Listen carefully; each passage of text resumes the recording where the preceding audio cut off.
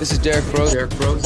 This is Derrick Broze of the Conscious Resistance. I'm here in Standing Rock. That man is wanted in 5 different countries: Chile, Argentina, Brazil. We've been fighting a long time. We've all lost so very much. So many loved ones gone. Don't you fucking tease that horse! You are not alone. There are pockets of resistance all around the planet. We are at the brink. Above all, stay alive. You have no idea how important you are. If you're listening to this, you are the resistance.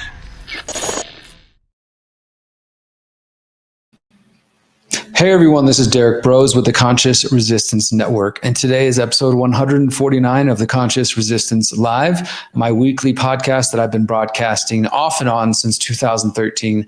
Tonight we're going to be talking about Donald Trump's first week in his second presidency and how that intersects with the larger growing technocracy movement, the technotronic movement, if you prefer Zbigniew Brzezinski's terms from the 1970s. And we're also going to talk about solutions, because if you followed my work regularly, or let's say you're new here, you might not be familiar with the fact that I try to focus on solutions, not just be another talking head, another journalist, another podcaster who sits on the internet to listen to themselves talk and tell you how bad the world is, but to actually try to provide some type of solutions. And I don't mean false political solutions like telling you that Donald Trump is going to come save you, or that you should trust the billionaire technocrats to fix all your problems, and that you don't actually have to do anything in your life because somebody else is coming to ride in on a white horse like Q and the white hats or something like that. No, I'm here to give you the brutal, honest, factual truth as I see it and as I report it. And I also take it upon myself as an activist at heart to try to propose some ideas for what we can do to build that better world that we know is possible. And so I am very much focused on that. And that's what we're going to talk about tonight. We are going to outline the ways that Donald Trump is already showing the technocratic state in his second administration, and how that is very much been the plan. And I've been warning myself, and others have been warning that this is what was going to happen. And many people may be now realizing it and feeling voters' remorse if they hadn't already. And then, of course, I will be honest, we're going to talk about some of the things that I saw that were good. I only see a few potentially good things, and one for sure good thing. You might see more than that from your perspective, but we will definitely talk about some of the problems, and then we will get into the solutions. First off, before we go any further, I want to remind you guys that this week, starting Wednesday, 2 days from now, the People's Reset activation is starting in Morelia, Mexico, which is where I live. And it starts Wednesday morning at 10 a.m. Central Time. So if you live in North America, 10 a.m., you can watch. So if you're at work and you need something to distract yourself while you pass those hours, you can watch the People's Reset completely for free online at thepeoplesreset.org or at thegreaterreset.org. It's the same website, same place. There'll be an embedded video via Odyssey on our homepage. And for those who are unfamiliar, well, this is a 5-day event, solutions-focused event, where we talk about 5 different themes. Health, in terms of mental, physical, spiritual health. Day 2 is about permaculture, growing your own food, getting connected to the growers in your area. The 3rd day is about parallel networks, alternative systems like homeschooling, economic systems, etc. The 4th day is called Empowering Technology. It's all about decentralized, open source, privacy-based technology, both digital technology, health technology, all sorts of technology. And then the 5th and final day, which will take place this Sunday, February 2nd, is called Building Free and Conscious Communities. And we hear about people giving examples of how they're building homesteads in Texas, or they're building a community in Finland, or they have land and they're building a community in parts of Mexico. And we'll hear from people who are doing home birthing. We'll talk to people who are doing world schooling and unschooling and things like that. All of these ideas will be explored for the 5 days between Wednesday, January 29th to Sunday, February 2nd, 10 a.m. Central to 5 p.m. Central every day, with a 1.5 hour break for lunch in there. And if you can't watch it all live while you're at home, because I know it is a lot, we post all of the content for free on the People's Reset Odyssey channel. And we have every single talk from every single event we've ever done available for free there. That's over 100 hours of solutions-focused talks. There's no excuses, my friends. If you want ideas about how to change your life and you don't want to sit around and wait for politicians, and you're looking for other people to connect with, if you can't make it to Mexico, if you haven't heard of us, I encourage you to come next year, but at the very least, watch this year for free at your home or a local venue with friends and family, with other like-minded people. Maybe focus on one day if you can't watch all 5 live and say, look, let's focus on permaculture day because we really need to learn more about growing our own food.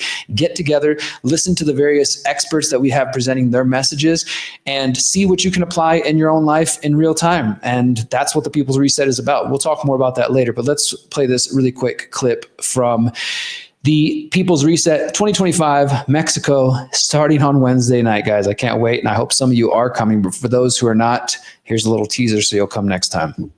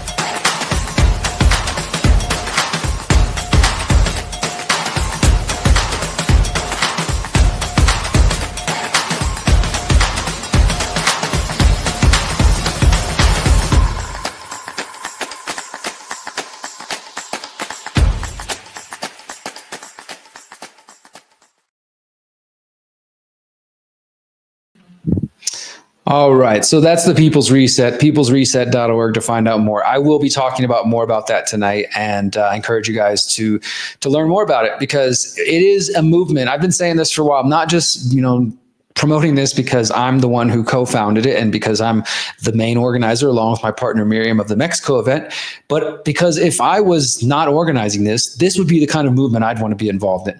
And even if you don't like that word movement, this would be the kind of event I'd want to be going to. And I speak at a lot of events, as I have been for 11 years now, in the UK and Portugal and Spain and Costa Rica and Mexico and the US, all over those countries. And the kind of event we're hosting now, this is the kind of event I've wanted to be a part of for a long time. It is not focused on the problems. It is not just a party, although there are party elements. There's nothing wrong with partying and having a good time. But I've been to some events where it's like, yeah, these people don't really give a shit about the things I'm here to share. They're just here to party and get drunk or whatever. And I've also been to some events where maybe it's too academic and there's not the fun element, right? And it's like, man, these people are too stiff for me. And then I've also been to some events where it's really great, but at the same time, it's just 100% problems focused. And that's just after a while, it's like, I could do this from the comfort of my home. I could just talk about the problems at my desk. Why do I need to go travel to an event just to hear these same problems? And so it's decentralized in many ways. We have this beautiful workshop schedule, the main stage schedule. There's going to be cacao ceremonies. There's going to be ayahuasca for those who are into that. There's going to be 2 concerts, one of which I will be performing, and I will be playing a brand new song tonight at the end of the show. And yeah, this may seem simple, and I'm going to just harp on this for a couple more minutes before we get into talking about Trump's first week. This may seem simple to some of you, and you're like, great, Derrick, okay, it's an event. I get it. I can't make it, so it's irrelevant to me. Don't treat it that way. We make it available for free for you so that you, if you can't make it to Mexico, you can still watch at home and actually get something out of it. You can be a part of the experience. And this is a well-produced event. This isn't just us sitting in a closet with a couple cameras and talking to each other. You're going to see on Wednesday, we have a professional production team. We translate all the talks live for the in-person Spanish audience.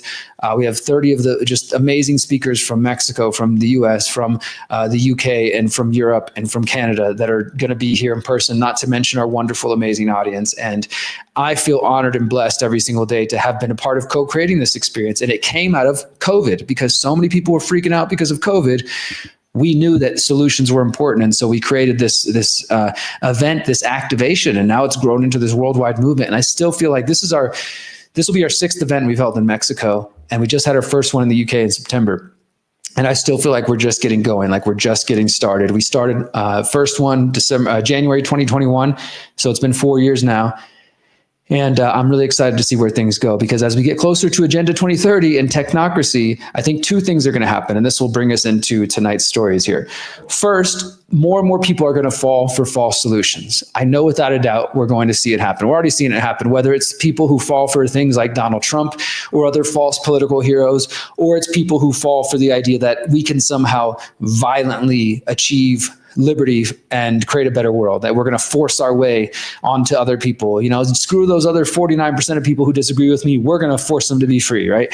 There's going to be lots of false solutions that present themselves, politics, violence, and variations on those themes, right? So that's one thing, is as things get worse, and I mean, not to say that they are only going to get worse, there will be good things that happen, but as the technocracy grows, and I'll talk more about that in a moment, because I notice many of you out there on the internet, you think that when I talk about technocracy, I'm somehow saying technology is bad, but that's not what I'm saying. There is a specific philosophy of technocracy. It's not just an anti, like when somebody says, oh, the technocracy, it doesn't mean they're saying I'm anti-technology. So we need to understand that better. But as the surveillance state grows, and as the facial recognition grows, and as the social credit scores come into play, these things are not going away, by the way. I know you thought this was maybe just a sort of a relic of the COVID era, but no, that was the plan all along. COVID was just a means to that end, and they will find another means. Right now, though, the way to achieve it seems to be by selling people on the idea that Donald Trump is this hero that is somehow defeating the deep state and the technocracy while he's working with it directly. But we'll talk more about that in a second. So there's going to be people who fall for the false solutions as things progress towards this technocratic state that I wrote about in my 2019 book, How to Opt Out of the Technocratic State, which I updated in 2022, and you can download at theconsciousresistance.com/how-to, theconsciousresistance.com/how-to, free audiobook, free PDF, and physical purchases available in English, Spanish, German, and French. As we get closer to that, people will fall for those false solutions. And at the same time, I also think there's going to be more people desperate for real solutions. Now, maybe the group that's desperate for real solutions might end up being way smaller than those who are falling for the false solutions, but I know that time has come. That is the reason the Freedom Cell Network and the People's Reset, what was originally known as the Greater Reset, even happened, because people from Canada, from Germany, from Australia, from the UK were coming to Mexico, because Mexico ended up being the only country in the world that did not have forced quarantines or vaccination requirements or test requirements.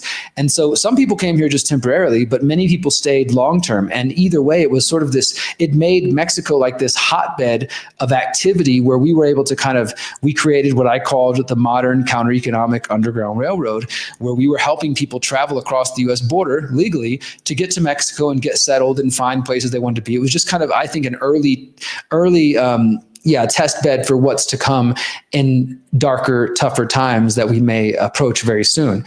And so I think those two things are going to continue to happen. More and more people will fall for false solutions, and yet some people will start to look for real solutions. And that's the space that I lie in. That's where the exit and build strategy, that's where How to Opt Out of the Technocratic State, that's where the People's Reset lies, is trying to show people, look, the answer is to get out of their systems as soon as possible. And you can come up with a million different excuses and say, Derrick, they're never going to let you build a network of freedom communities that can trade and can defend each other and protect each other in times of need. They're never going to do that. Didn't you see the California fires? Those were obviously directed energy weapons. And if your community gets too much of a threat, they're just going to do you out of existence, or they're going to come storming and whatever. You can think of all those things. And I'm not in denial about those things.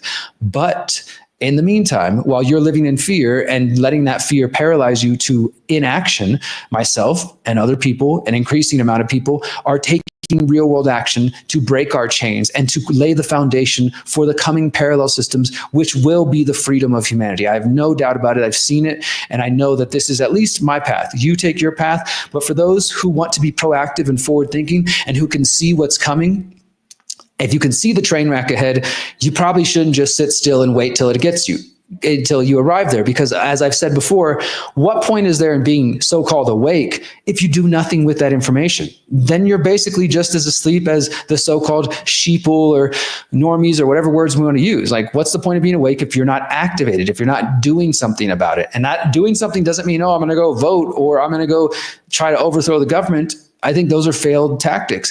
Doing something means voting with your actions every single day and saying, you know what, I'm going to vote with my dollar, not just in the sense of like, I'm not going to go to McDonald's, I'm not going to support Monsanto, I'm not going to shop at Walmart or things like that, which are important. but also saying, but I'm also going to put my money where my mouth is, and I'm going to vote with my dollar by not using the banking system, because I know those banks, for example, JP Morgan Chase, helped Jeffrey Epstein launder all kinds of money that he was using to abuse children and pay off people related to abuse of children. So I'm not going to give them my money. Or, you know what, that Bank of America, they were robbing the American people during the 2008, 2007 financial crisis. So I'm going to stop putting my money in their banks. And instead, I'm going to take my money out of all those big criminal banks and put it in a local small credit union in my local area.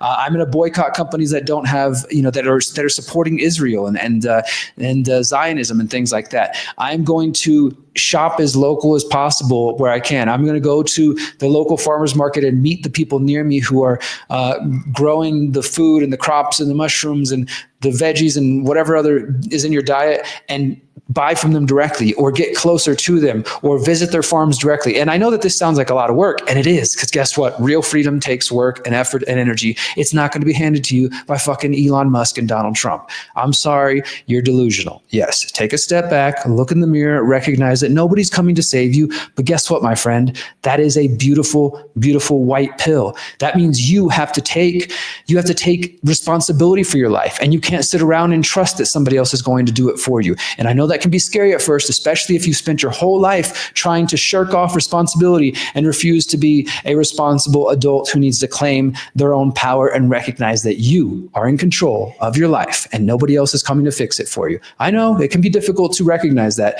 but once you see that, you are beautiful, you are powerful, and you are free, and you are capable of organizing your own life, you are capable of self-governance, then quite frankly, there's nothing else to do but claim it, and then live as this empowered, beautiful person that is claiming their personal responsibility, claiming control of their own direction of their life path and their governance, and not making excuses and say, okay, what do I got to do? And that's where ideas like exit and build come in. And the whole idea of opting out and building new systems. That's what, exit is one part. Like, let's exit from those old legacy food production systems that we know are filled with pesticides and GMOs and unhealthy food and unsustainable and wasteful and all that stuff. And let's build or support those who are building the new ones. So that's what I mean by stop shopping at the big box and stop supporting that as much as you can. And then go to the local farmers market. Like, I go to an organic farmers market every other weekend here where I live. There's a different one on opposite weekends.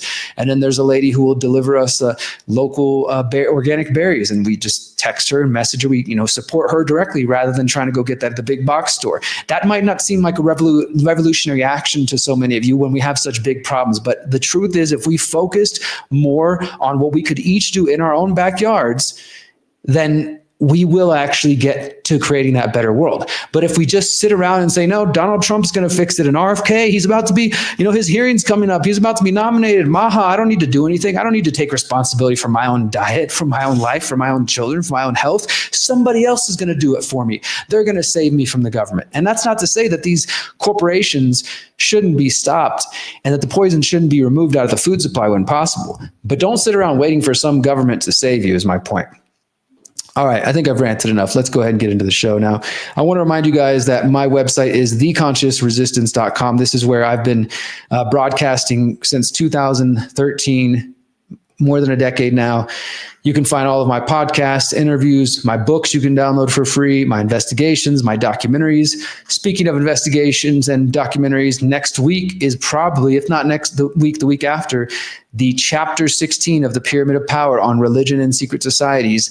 Essentially the final episode of the sort of 4 seasons. And we'll have one final episode that dives deep into who's at the top.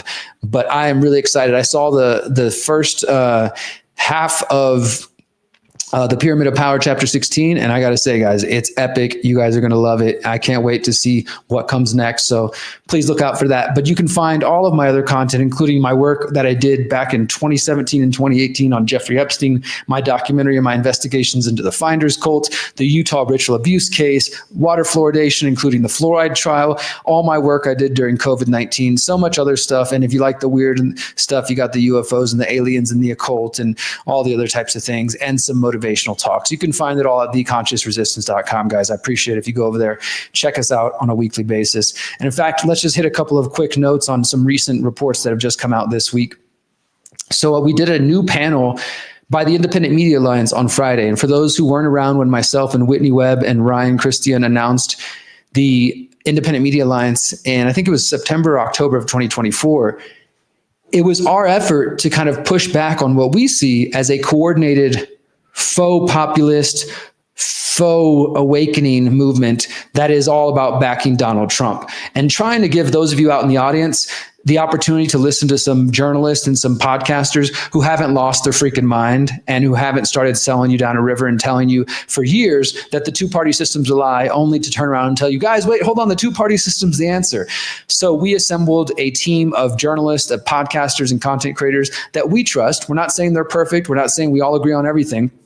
But we decided to get more coordinated because the Peter Thiels and the Rumbles of the world and a lot of the right-wing Trump network, they're all more and more. And so those of us who just consider ourselves truly independent, we are getting more coordinated. And our first action is we've been doing these different panels. You might have seen one we did a couple months ago with digital IDs. And I think they did on digital IDs and I think CBDCs. I've only been on one or two of them. But this time I hosted a new one called What Comes Next 2025 and Trump 2.0 Predictions. Highly encourage you to watch this, guys. You can find it at theconsciousresistance.com. You can also find it at wherever you're watching right now, whether it's Twitter, Odyssey, BitChute, Substack, etc. You can find this there as well. I just encourage people to come to my website and give me the traffic, not the social media platforms. But this panel included myself, Ryan Christian of The Last American Vagabond, Hjorve of Geopolitics and Empire, Jason Burmis, Ian Davis, Kit Knightley of Off Guardian, Catherine Austin Fitz was supposed to appear, but she didn't make it. Steve Poikonen of Slow News Day, and the legend Patrick Wood of Technocracy News. Encourage you to check that out, guys, because some of what I'm going to talk about today, I did mention in my part of the panel there. So check that one out. That's brand new just past week. And then also I did release a new interview last week with attorney Michael Connett. You guys may remember I spoke to him 2 different times in the past. He is the attorney that really fought the EPA and won in the first fluoride lawsuit that started back in 2016, 2017, and then just ended, or at least kind of came to a conclusion with the judge's ruling last September. And in this interview, Michael and I talk about the fact that the Biden administration, one of their last things they did was to the EPA under the Biden administration to appeal the judge's decision, and they're trying to fight back and kind of not get the fluoride out of the water. But Michael has also filed some new lawsuits relating to fluoride toothpaste. And I think this is really good. I don't know if you guys have seen this. In fact, I'm going to show you guys a quick clip because I think it's worth showing just while I got you here. Michael has just been doing some really fabulous work on this topic, not just with fluoride. I mean, like absolutely with fluoride, he's kicking ass. But more specifically on just going after these people. Like I really appreciate his tenacity, his spirit, having hung out with Michael a little bit now, seeing him work in the courtroom, and he's definitely like in his element in the courtroom. But yeah, just having somebody like that on your side, I think is just an immense benefit. And, you know, the freedom movement needs people like that. I don't know Michael's entire life, but I know him well enough to say that this guy's legit and he is fighting to protect the kids. He's fighting to get fluoride out of the water. He's fighting to hold the people accountable who've been lying for generations and telling us that fluoride is safe. So Michael's latest lawsuit, in addition to the first lawsuit that was against the EPA for denying the petition, which the judge concluded fluoride does lower IQ in children, now he's suing, I think he filed 6 class action lawsuits against a whole bunch of different toothpaste companies who literally, it's like they're marketing to kids. And the idea is that basically this is a dangerous product and, you know, it shouldn't be just available to kids. And he shows how different examples of how they've got like Buzz Lightyear and Paw Patrol and all these kind of cartoon characters, and it's brightly colored like it's candy or juice or something. And then it says like, you know, strawberry splash, you know, watermelon, whatever. And it's clear that they're marketing it to try to get the kids to say, hey, mom, dad, I want this and that one.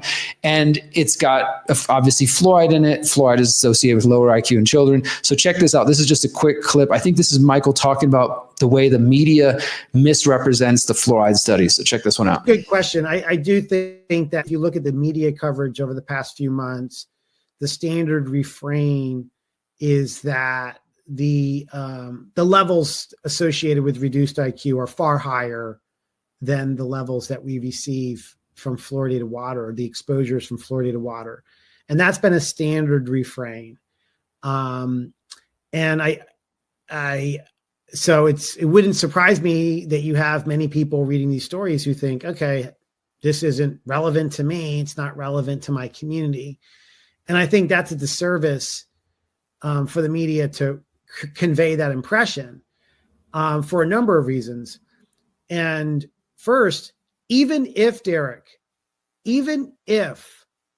there was not yet evidence of harm below 1.5 parts per million, which is 2 times higher than the level we add to water, even if that was the case, a margin of 2 is very small when we're talking about environmental toxicants. The Environmental Protection Agency, the EPA, when it's regulating chemicals, it wants margins between the hazard level and the exposure level of at least 10. Okay. If you get a margin lower than that, that's a real danger zone. That is a precarious margin, a precarious buffer between the hazard level and the exposure level.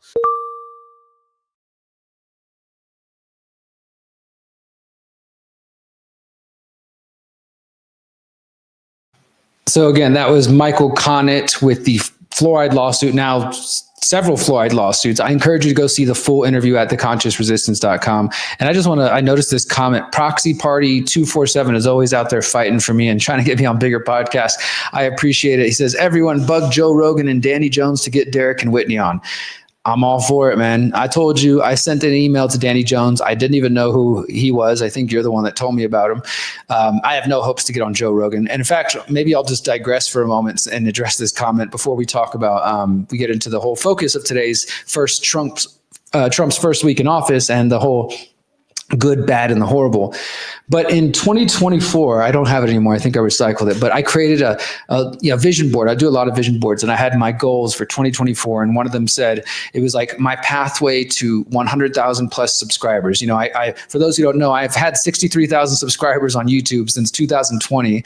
When they deleted me in October 2020, they took me off for 4 years, and all of a sudden they gave it back to me a couple months. But the 63,000 has not gone anywhere. It's, apparently nobody new is interested in my work, and it's just stuck there, and that's fine. So I had set some goals, and I was like, okay, well, look, if I get on these platforms and I talk about my work, I can boost my audience here and there. And I did a couple of those over the last year, got on Redacted, got on a few other shows I was trying to. I also made contact with people I was trying to get on their programs, including Russell Brand, who I don't necessarily trust, but I am willing to talk to him to get my work out there, as well as Dave Smith from the libertarian crowd, libertarian comedian, and as well as Jimmy Dore. And so I met Russell Brand in Nashville at the Bitcoin Nashville, gave him my book. We shook hands. We emailed probably 5 or 6 times or more. He said several times to his staff to get me on the show. And, obviously I haven't been on the show. And I don't have any expectation to anymore. I think after a while they were bullshitting me. There may have been some initial interest. And then Dave Smith, we met in person. We've gone back and forth, but he's a grown man. I figured a conversation between us would be a good conversation for our audiences.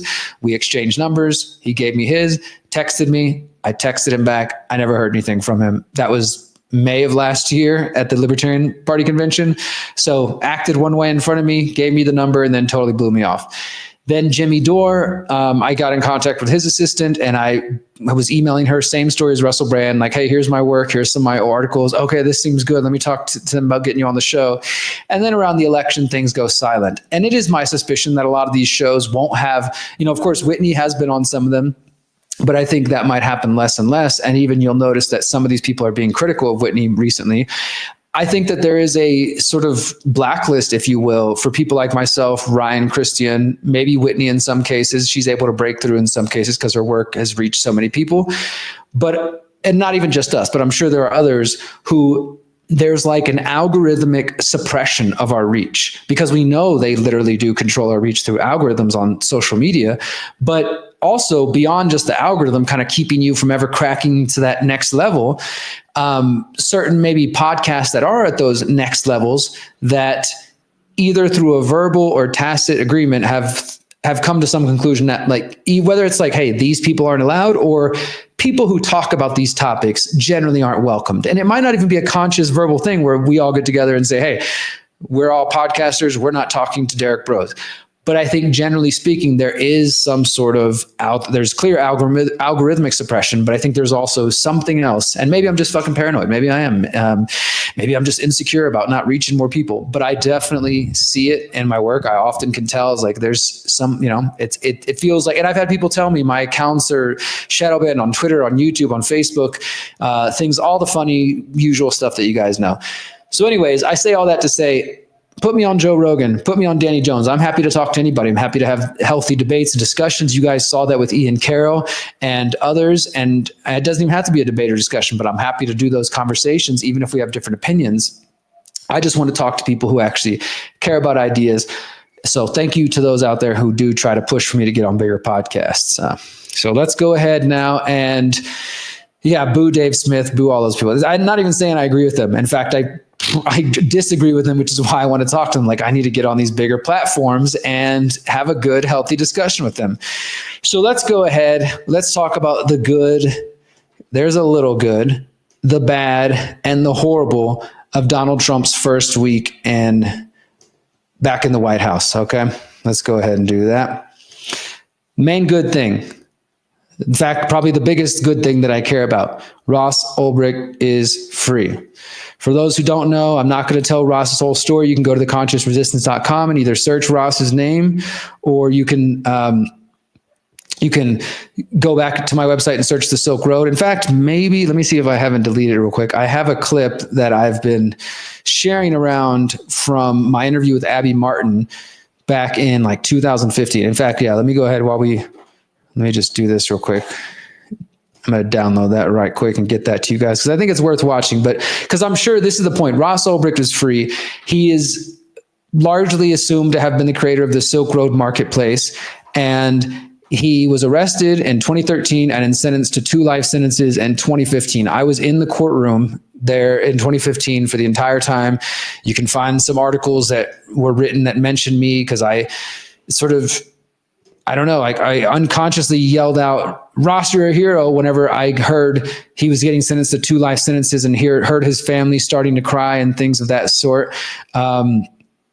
It was really tough. I was there, though, in the audience, reporting as a journalist for the entire time on the sentencing. And there's a lot of garbage out there about Ross, including this idea that he hired hitmen to kill people, including which the alleged victim who was supposed to be killed has said that he doesn't believe Ross did it. And also, those accusations were just brought up against Ross to try to prejudice the jury against him during his trial. And as soon as he was sentenced to these other life sentences, they dropped the charges and he's never faced them. But that's like one of the number one pieces of disinfo that people out there say, well, didn't Ross hire a hitman to do this? And then the other thing is, the child porn. People are like, well, that guy ran a website and they had child porn and this. And I was like, no, in fact, because of Ross being a libertarian and more specific, a voluntarist and an agorist, he did not allow what Samuel Konkin, the founder of Agorism, called red market activity. And so, now look at that. That's so awesome to see Ross in that shirt. Free Ross day one. So cool. I hadn't seen that picture yet. I'm going to show you guys a couple of pictures. This is what a free man looks like after being locked up for 11 years and hugging his wife, his sister, and his mom for the first time. I mean, I only did 18 months, and I tell you, there's nothing like that feeling. Whew. So, as I was saying, people will say there was child porn on the Silk Road, but because Ross was an agorist, he didn't believe in that type of activity. He considered that to be red market, aka violent activity. And so, yes, drugs were allowed on there, and fake IDs and passports and things like that, but those were not harming anybody. And again, if you believe in self-governance, people who buy drugs, it's their responsibility what happens to them. Unfortunately, Ross was blamed for the deaths of a few people who bought drugs. Ross didn't sell the drugs, didn't manufacture the drugs. He just admin the website. And yes, he did make a profit off the purchases, but they made him seem like he was a kingpin. They brought up all these hitman allegations and all this sort of stuff to prejudice people against him. And that was under the Obama administration. So obviously Biden wasn't going to do anything about it. Trump only did it. Let's be real. He only did it because he wanted the votes and he promised the libertarians he would do it. So I didn't vote for Trump, but a lot of libertarians did go vote for Trump because they thought, hey, if this guy's going to free Ross, then we'll support him. We'll do whatever it takes, right? And I don't know. I like I said, I'm not going to fault any libertarian who went that route. I felt bad on one hand that I had to tell his mom, Lynn, who I love and care for very much and who's been very kind to me and supported my work as I reported on her son's injustice, that I'm sorry, I can't support Donald Trump. Like, I'm not going to do it. I love Ross. I want Ross free, like tomorrow, today, immediately, right? But I'm not going to freaking support Trump to do that. Because I guess my sort of philosophical dilemma has been that ultimately it's just a bargain with the devil, no matter which way you look at it, right? Not to call Trump the devil, but I mean, you understand the phrase, hopefully, that it's a bargain because, okay, Ross gets freed, somebody's life is changed. That's a positive thing. One man's life is changed for the positive. But what about all the other potential negative that we know is likely to come under Trump's administration? That's what was keeping me up at night. That's what worries me. And I still feel that way. But ultimately, fuck yeah. Ross is free. Ross is free. Holy shit, Ross is free. I can't believe that. We were definitely in tears over here at my house.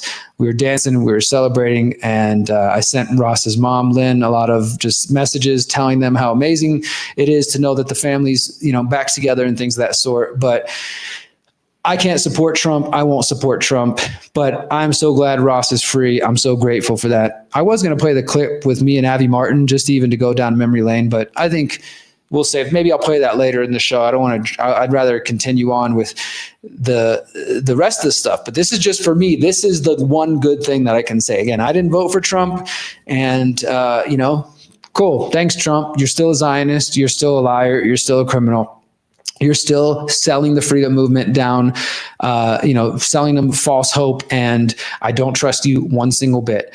As I posted on, let me pull that up real quick, on social media, that I think Trump is going to give people just a couple of quick wins, throw them some scraps from the table, if you will, and that'll be enough to convince some people to shut the heck up and just be quiet. Because, hey, I mean, in fact, this is my guarantee almost. We are going to hear, those of us who are principled but care about Ross, every time Trump does something bad for the next 4 years, we're going to hear, hey, but at least he freed Ross, right? Hey, he freed Ross, right? Hey, man, if we didn't have Trump, we wouldn't have gotten Ross freed. So I'll excuse a few dead Palestinians, right? Or I'll excuse more inflation, or I'll excuse the technocracy because, hey, at least we got Ross. I hate it, man. I hate it. I fucking hate this shit. This is not a good situation to be in. I am so grateful Ross is freed, but I absolutely think this is just throwing us some bones, to even, you could say, to distract you, or just to, kind of have one hand looking over here while they do all the nonsense elsewhere. However you want to look at it, it doesn't feel good. I'm not optimistic. I'm also not black-pilled, though, because as today's show is called, the People's Reset, the exit and build movement is the answer to the Trump technocracy 2.0. It's not to say that things are meaningless or hopeless. In fact, I think that's where so many people misunderstand myself and Whitney Webb, and they come up with this bullshit about us being black-pilled, because they think, well, for two things. It's they have become personally attached and connected. They identify with the government. And my anarchist friends in the audience, you know this very well. We see statists who, like, personally, like, they say we when they're talking about the U.S. government. It's like, I don't know about you, but I didn't drop any bombs on anybody, so there's no we in this. I'm not a part of that collective grand we. So people start to personalize and attach themselves to these characters, to these politicians, and so they feel personally attacked when you call things out. And then because you're not giving all your hope to whoever we're supposed to, they also say, then you must just be hopeless. You must be nihilistic. You're not just wrong. You're just completely black-pilled. You're negative, etc. Right? When in fact, it's actually the exact opposite. To finally realize and recognize that politicians aren't going to save you, I see that as an amazing white pill, if we're going to keep the terminology. It's just a beautiful realization to say, like, okay, I don't have to trust in this individual anymore. I can just know that I have to take responsibility for myself. But I think that's the big thing. So many people are scared to take responsibility for themselves. So if they can get to the point of accepting nobody's coming to save me, and finally think that, well, and maybe that's not a bad thing. Maybe there's some empowerment in there. Maybe I actually need to step up to the plate and figure out how I'm going to maneuver my own life and take care of my own family and things like that. That is very scary for some people. And so they don't want to accept the first thing, that, hey, maybe I've been lied to. Maybe this politician is not here to save the day and is not the best thing ever. If they're even willing to consider that, the second part of then accepting, and so that means I'm in charge of my own life. I think that's the big thing that people are afraid of, is getting to that point where they actually have to take responsibility for themselves and say, okay, well, if Trump's not going to save me, if Maha's not going to save me, then what am I actually going to do? How am I going to make sure that my family and my friends stay free long into the future? If I'm not going to put all my hope in Trump, and I'm not going to blame somebody else or say that it's somebody else, that my life is somebody else's responsibility, then what am I going to do? So I think that's what is really coming down to, and a lot of people are afraid of that. So, okay. One other thing I'm going to mention as far as positive news that's not related to Donald Trump, but I do think this is important. Leonard Peltier was released. And Leonard Peltier is a Native American activist who has been in prison for 50 years. He got locked up in the 70s as part of the Red Power movement. For those who have heard me discuss that before, the American Indian movement specifically, there was a lot of radical actions that the Native Americans were rising up, just like the Black Power movement and the women's movement.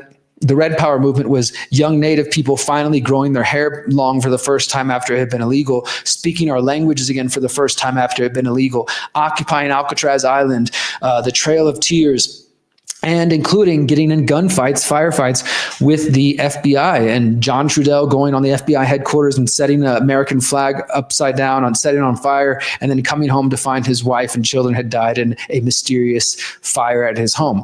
All kinds of things are going like this. And Leonard Peltier was a Native American activist who largely believed to have been framed for the murder of some FBI agents. And he has been in prison, like I said, for 50 years.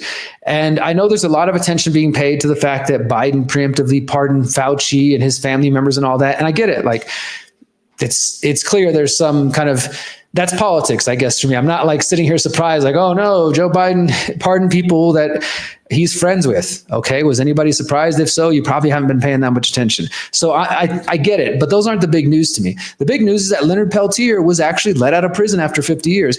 Now, his wasn't as cool as Ross's because Trump did fully pardon Ross. We were expecting a commutation, which would have meant that technically Ross was still guilty, but he was allowed to go free. But Trump actually did a full pardon. So it's basically like Ross never went to prison, was never charged, and he doesn't have any kind of stipulations like he can't use computers anymore because it is largely suspected that his brilliant mind has a lot of ideas and he might come out and really get involved in activism.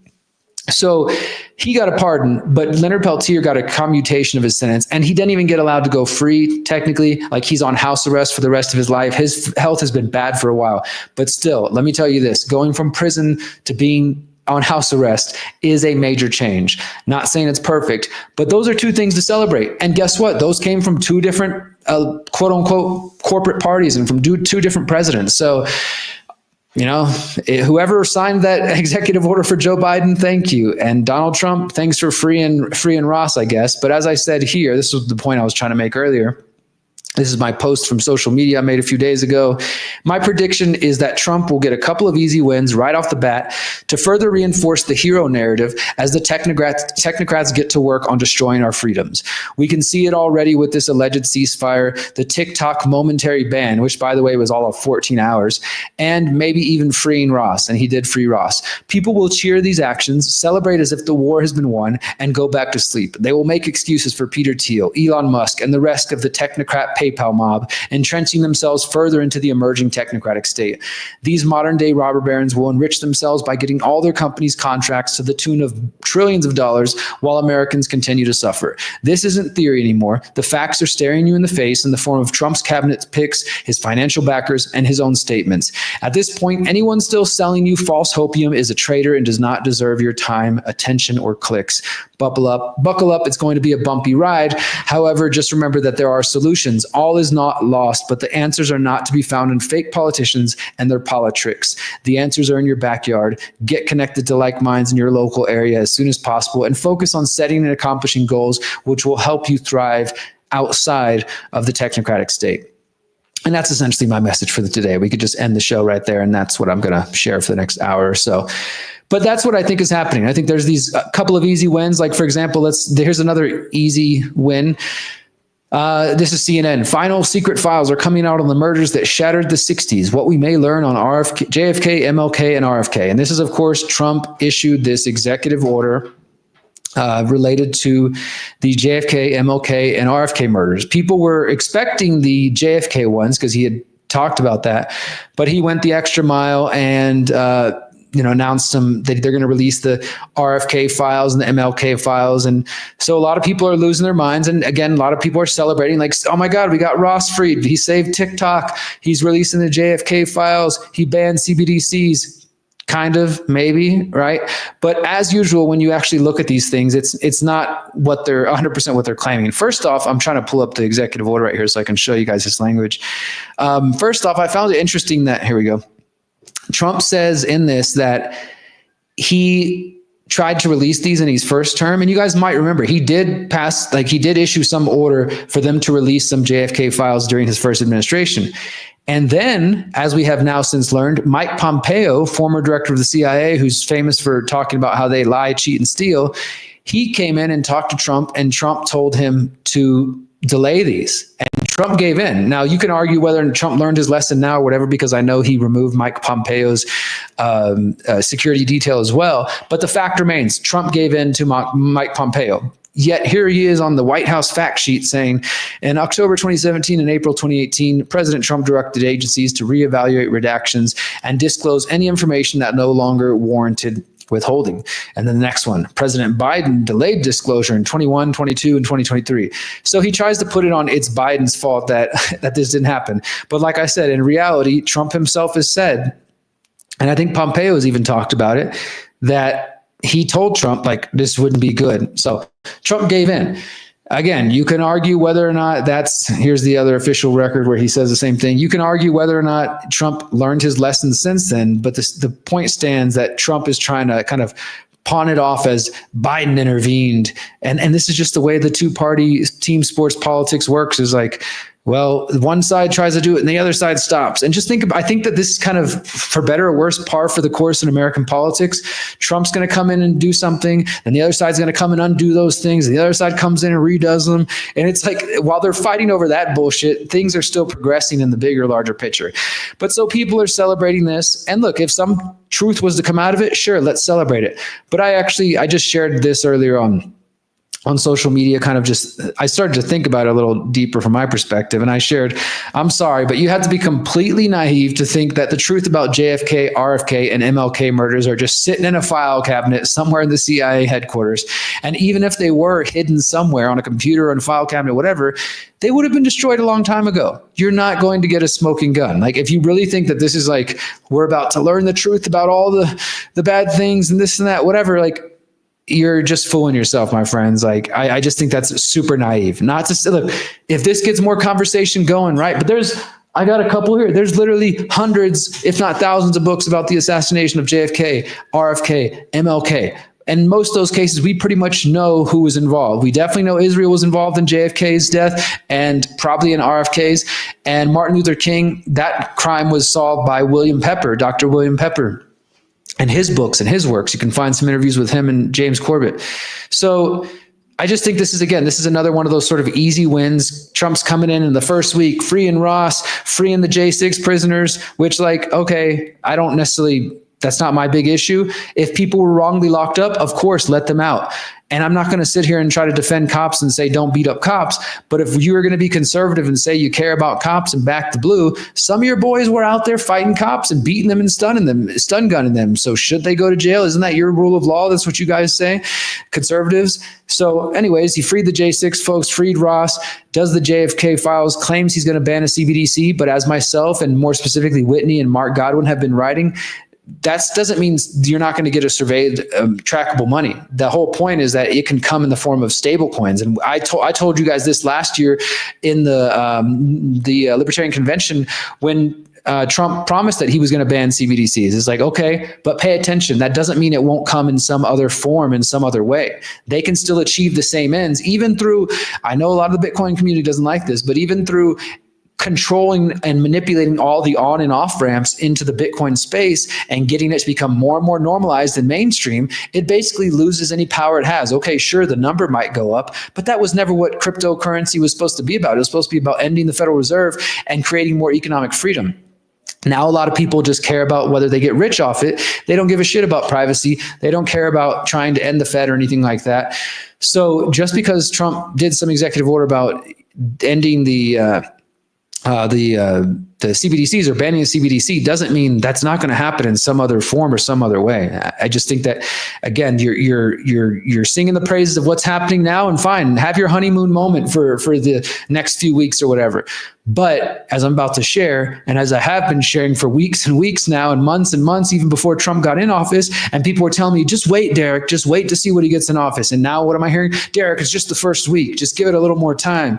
You know, you're in such a rush. And it's like, I don't know. I think at this point we can pretty much tell what's going on, but maybe that's just me. Maybe I'm just blackpilled, right? Now, the other thing that Trump is, now that we're going to start talking about some of the horrible, the other thing that Trump is continuing is the Zionism, the support for the Zionist. Trump has paused all foreign aid, except to Israel. And here's a tweet from Gerald Celente saying, Kushner is dreaming about those apartments near the ocean. I said Trump is a willing participant in the ethnic cleansing of Palestinians. And so Gerald Celente was tweeting a report from Reuters where it says Trump wants to displace Palestinians from Gaza to Jordan and Egypt. Quote, I said to him, I'd love you to take on more because I'm looking at the whole Gaza Strip right now and it's a miss. It's a real miss. I'd like him to take people. Trump said about his call on Saturday with Jordan's King Abdullah, I'd like Egypt to take people, Trump told reporters, adding he would speak to Egyptian president on Sunday. So they're trying to just relocate as many Palestinians out of there. It's not like, hey, ceasefire, you guys can all come home. I don't know if you've been seeing that this whole ceasefire thing has been pretty much bullshit as well. Fighting is continuing elsewhere, and the Israelis aren't necessarily even letting people come back, which is what the whole thing was supposedly about. And now Trump's like, no, we're going to come up with a plan to move them. And that's what some of us have been telling you was the whole fucking plan all along, that this is these crazy psychopaths who once again believe in this Abrahamic religion and have twisted it into some Christian Zio freaking crusade. They're trying to bring about biblical prophecy because they're freaking insane and they want to build the third temple. We'll talk more about that in a couple minutes. So besides freeing Ross, besides an alleged ban on CBDCs and an alleged letting the MLK and JFK and RFK files out and freeing the J6ers and whatever else, and Trump is ending transgender people in the military. He's reinstating the people who lost their jobs because of the COVID mandates. Great, that's a good thing. But that doesn't discount the fucking Zionism. It doesn't discount the dead Palestinian children. It doesn't discount Trump removing restrictions on weapons to Israel, which may have been one good thing Biden actually did do. And I know a lot of people have trouble actually being honest and admitting that the Biden administration may have done a couple of good things amongst all the insanity and chaos and censorship and the bad shit and the Zionism that they did do. Because yes, the Biden administration was full on Zionist, but they had some limited restrictions on weapons to Israel. I'm not praising them. I'm just saying those are the facts. And Trump is removing that. So this is what I was saying before. It's like, in the end, they're all Zionists. Biden, Harris, Trump, etc. As I reported in my article, Election 2024, Zionist technocrats versus Zionist technocrats. But they'll do little things. So Biden's like, yeah, we're both gonna give them as much money as they want, but Biden's gonna have one little restriction, and then Trump acts like that's some big act of protest. He's like, oh my God, I can't believe they're not as diehard Zionists as I am. So I'm coming in, we're removing those restrictions, and we're getting those weapons back in the hands of them so they can keep killing as many children as they like. Maybe that seems crude to say that. Maybe it seems crass. But guess what, my friends? Them's the facts. Them's the facts, okay? That's what's going on over there, and that's what these people support, and I think way too many people are making excuses for it. So let's continue on. What else has Trump been up to? The big one of the week, the Stargate project. the announcement of this whole Stargate project with the heads of Oracle, with SoftBank, and with OpenAI. Sam Altman, Larry Ellison, and the other gentleman, Massa, I think is his last name. I did an article for thelastamericanvagabond.com. Of course, all the show notes, guys, will be at theconsciousresistance.com after we wrap up tonight. And this is posted everywhere. You can go to the link on theconsciousresistance.com and get all of these articles. But this one is coming from the Last American Vagabond. Stargate, Trump partners with technocrats to promote mRNA injections, AI, and transhumanism. Can you believe it? I bet you guys can't believe it. You never saw this coming, right? Of course, if you listen to my audience, you probably knew this was going to happen. Like if you're coming from my crowd, I'm not even trying to brag, but I think some of my audience is probably a little smarter than other people elsewhere, or maybe we're just ahead of the game because we're actually paying attention around here. On last Tuesday, President Donald Trump stood with the heads of SoftBank, OpenAI, and Oracle to announce investments of $500 billion for a new artificial intelligence company called the Stargate Project. Trump said at the conference, quote, Stargate will be building the physical and virtual infrastructure to power the next generation of advancements in AI. Oracle co-founder, OpenAI CEO, and SoftBank chief all said their companies will invest $100 billion to kick the project off, with $500 billion expected in the near future. And this is going to go towards building out artificial intelligence infrastructure in the United States. And this means data centers to power all the energy that artificial intelligence is going to need as it takes over and becomes Skynet. The first data center is being built by SoftBank, OpenAI, and Oracle in Abilene, Texas. Man, I mentioned this later, but there's a lot of people coming to Texas. Microsoft, NVIDIA, and OpenAI have been named as tech partners. The data centers are actually under construction, says Larry Ellison. The first of them is under construction in Texas. Each building is 500,000 square feet. There are 10 buildings currently being built, but that will expand to 20 in other locations beyond the Abilene location. So the creation of the first data center for the Stargate project in Texas continues the practice of numerous Silicon Valley big tech companies relocating their business to the Lone Star State. In the last several years, Google, Tesla, and most recently Meta have moved operations to Texas as cities like Austin, Dallas, and Houston attempt to brand themselves as the new home for Silicon Valley. And I know this because I'm originally from Houston, and the mayor started to use this term like, we're the Silicon Bayou. And apparently Austin calls themselves the Silicon Hills, and Dallas calls themselves the Silicon Prairie. And they're all trying to invite all the big tech companies to come there, and many of them are coming. OpenAI said in their press release that the Stargate project will, quote, secure American leadership while creating hundreds of thousands of American jobs, and that the project will, quote, reindustrialize the U.S. and provide a, quote, strategic capability to protect the national security of America and its allies.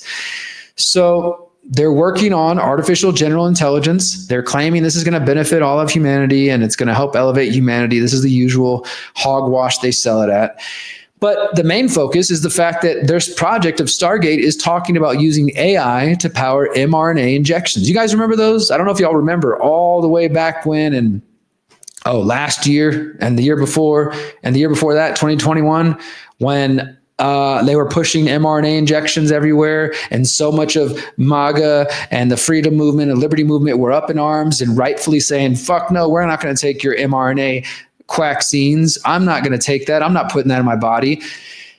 Well, I know that seems like a long time ago, and I know some people have short memories, but holy shit, did you think it would take literally just 2-3 years before Trump would turn right around, the granddaddy of Operation Warp Speed, come back and now try to sell the American people a $500 billion AI project that's going to use mRNA injections? I mean, oh my God, it's fascinating. This is a fascinating psychological experiment. If it wasn't real life, and this wasn't life or death, and this wasn't a battle for the future of humanity and our liberties and our privacy and the future generations, then it might be kind of funny, but it's actually sad. It's actually very sad that people, now I know, look, I'm going to give credit where credit due. There are some MAGA people, Trump people who have been pushing back and are resisting and don't seem to just be buying this wholesale. But I definitely think there's a lot of people who are making excuses and who aren't fucking waking up. They're not getting it. I don't know. They're just not paying attention. But wow, how quickly things change, right? And like we got in the comments, he didn't mention mRNA during the campaign. Well, here we are, right? So let's continue on as Trump and his team try to sell us AI mRNA vaccines. Larry Ellison says that they will work on a cancer vaccine and describe the apparent potential to use AI for early cancer detection and blood tests. He says using AI to look at the blood test, you can find the cancers that are actually seriously threatening the person. And he talked about how you can see these precursors to cancer in the blood. And this may be true, but you're still not injecting me with mRNA. I don't trust this shit. And maybe that's just because I'm an anti-science whack job. I don't know, but I'm not taking it. He said that after the AI provides a cancer diagnosis, the tech companies could gene sequence a cancer tumor and, quote, design a vaccine for every individual person to vaccinate them against the cancer. He said such a, quote, vaccine could be created within 48 hours. Right, I'm not taking it.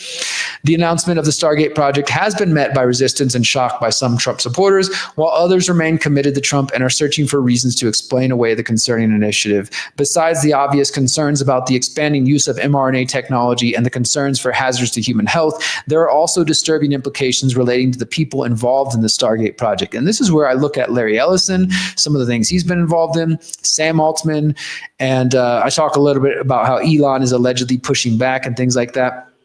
And I have made this a habit of mine of trying to just bring up these characters, because sometimes, let me just say this, I think sometimes it might seem like minutia to those of you in the audience whenever people like myself or Whitney Webb and others are like, we're talking about, hey, this person, and this name. I know it's a lot to keep up. Shit, I can't keep track of it most of the time. I mean, there's many situations and names and faces that I do have memorized, and I know who their companies are and what they're involved in. Peter Thiel, obviously, some other people like that. But I know it can be quite overwhelming sometimes, but I do think it's important, because the reason that's important is once you start to know these names and faces, my friends, then when they pop up, that should be a red flag. And you can say, oh, wait, shit, I know that Peter Thiel guy from being a steering committee member of the Bilderberg Group. I remember Derrick talking about this and reporting on this guy.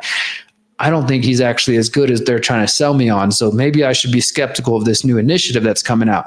That, I think, is the major reason to kind of pay attention to some of this. It's not that you need to know every single name and face and where they went to high school and college and all this kind of shit, but having some awareness of the pieces of this puzzle and the relationships. And that doesn't mean you need to play 6 Degrees of Kevin Bacon, and every person that ever sat down with each other and had dinner means that they're all bad and part of the big bad they. But connections do matter. I notice many people out there will try to accuse myself and Whitney and some of us other deep researchers of saying, you guys like to make connections and you look for patterns even though they're not there. But pattern recognition is actually a great skill. And when you do see certain relationships and certain people and names and faces pop up time and time again, you would be an idiot to not pay attention and to say, maybe these people have an agenda, and maybe I should pay attention when I see them out there shilling for whatever crazy stuff they're into. So let's go ahead and learn a little bit about this Larry Ellison gentleman. He's the second richest person in the world behind Elon. His company is known for having deep ties to the US government, including the CIA, which was actually Oracle's first customer. And they took their name, in fact, from a CIA project which was codenamed Oracle. In a 2002 San Francisco Gate article I found, it said Oracle wouldn't exist if it weren't for government contracts. That was from Mike Wilson, who's the author of the book, The Difference Between God and Larry Ellison. He wrote that 23 years ago. Oracle also has a history of lobbying both Democrats and Republicans, as well as employing ex-CIA agents in their lobbying efforts.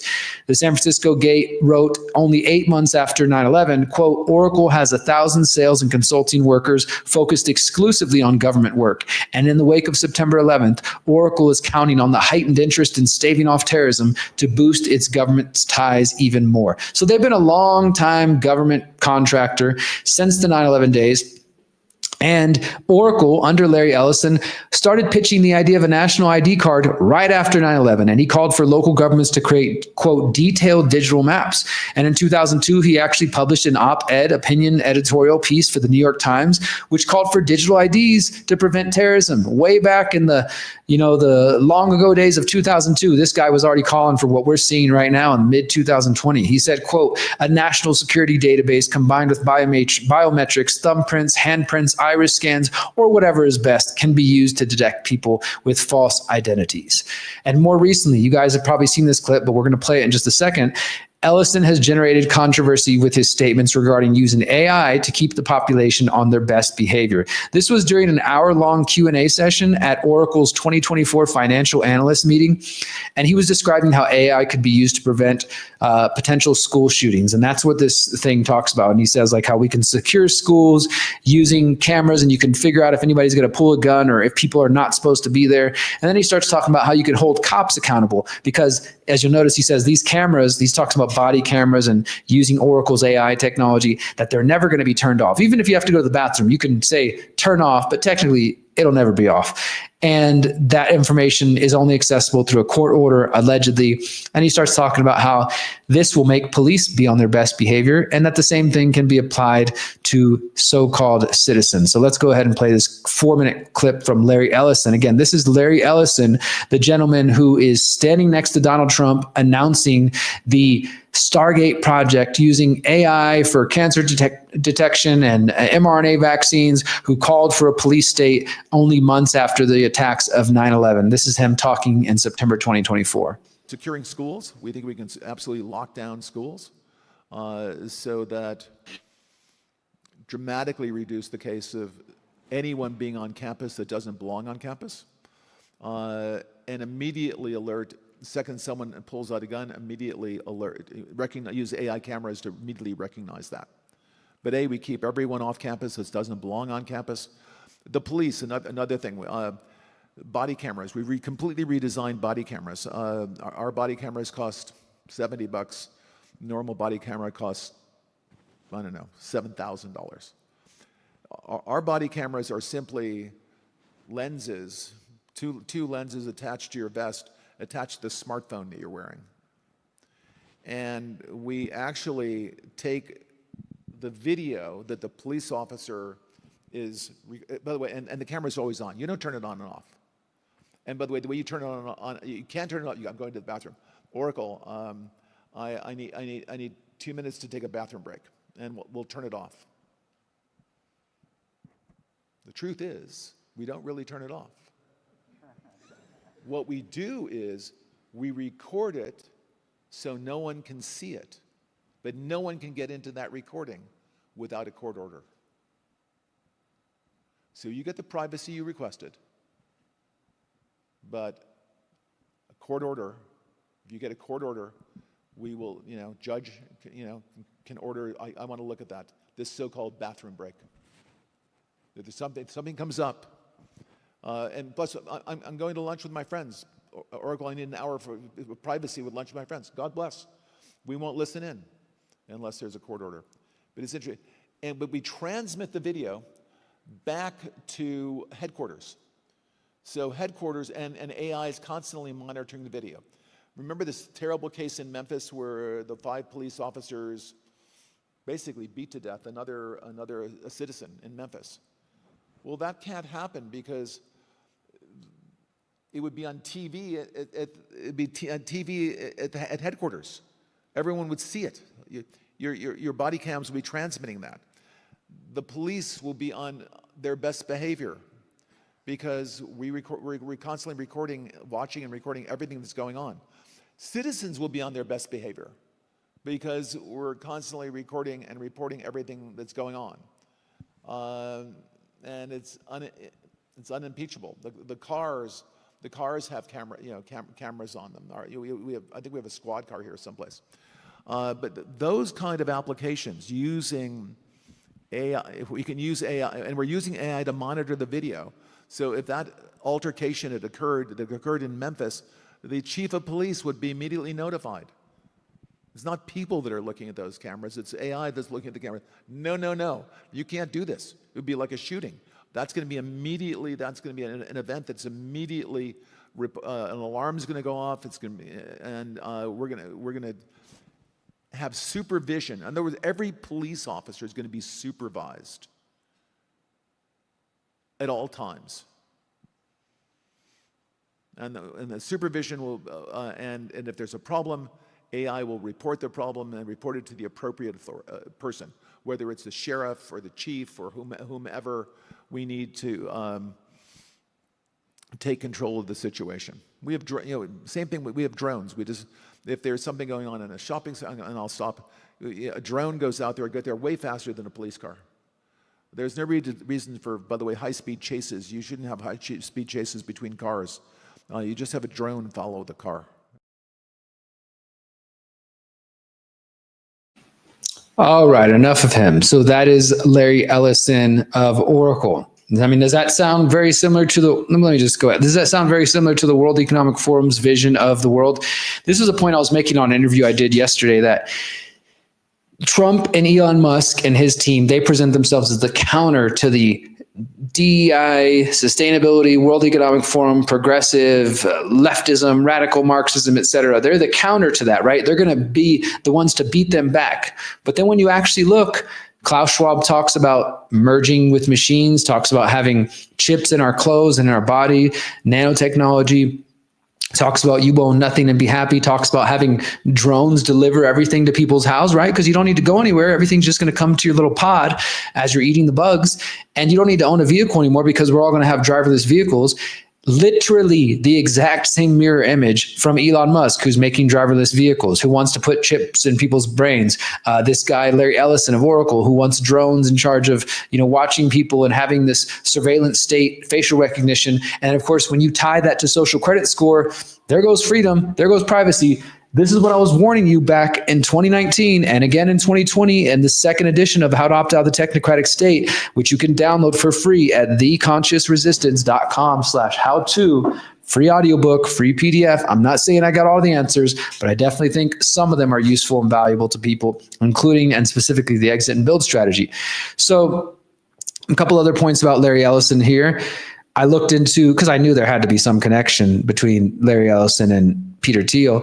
He has a very cozy relationship with Peter Thiel, who is, of course, the co-founder of Palantir and a steering committee member of the Bilderberg Group and a mentor of numerous nominees to Trump's incoming cabinet. Oracle and Palantir partnered together for cloud and AI infrastructure just last year, and Ellison and Thiel have been in Trump's inner circle since at least 2018, with the two of them meeting and having dinner with Trump several times over the years. And there's some more involvement in Larry Ellison in Trump's first administration, but that's, so that's just one of the people involved in this whole Oracle, this whole Stargate project. That brings us to Sam Altman, who's of course the CEO of OpenAI.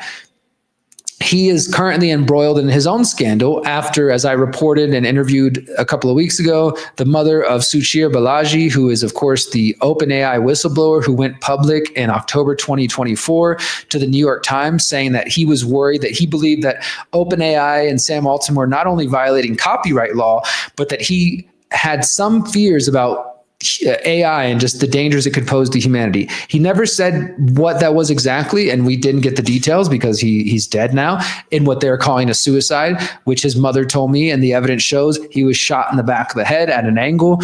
There's no way he freaking shot himself in the back of the head. There was signs of a struggle, and I'm not saying Sam Altman did it. I'm not saying OpenAI did it, but they definitely have reasons to shut him up if necessary, and it just so happens to be that Sam Altman was recently made the head of the transition team for San Francisco's new mayor. And of course, San Francisco is where all these Silicon Valley companies are mostly based. Some of them moving to Texas, as I said, but many of them are still based in Silicon Valley. So Sam Altman's tied up in a whole scandal right now while this is all going on, but he's not worried about it because he's getting invited to the White House to hang out with Trump and to announce Stargate. Now, you might also remember that I reported in 2023, Sam Altman had testified in front of the US Senate calling for regulation of his own industry, which I thought was really interesting. And I was sort of reporting at the time that it was likely a fake out, that they were, yes, we need to be regulated. Please, I regulate my industry so we can protect the future and protect the children, when in reality, it was about bringing together the so-called private industry. And I say so-called because if you don't know, most of these Silicon Valley companies, they all received NQTEL funding, or many of them did, CIA seed funding from their venture capital firm NQTEL. And right after Sam Altman testified at the US Senate in 2023, guess where else he went to speak? The Bilderberg Group in Portugal. Yep. So the guy whose company had a whistleblower speak out, who ends up dead under an alleged suicide, who's calling for regulation of his own industry, who's now part of the Stargate project, also went and spoke at Bilderberg Group in 2023. And who was president then? Joe Biden. Oh, look at that. It just goes from one party to the next. When do you think that they tapped him on the shoulder and said, you're going to do important things for us, Sam?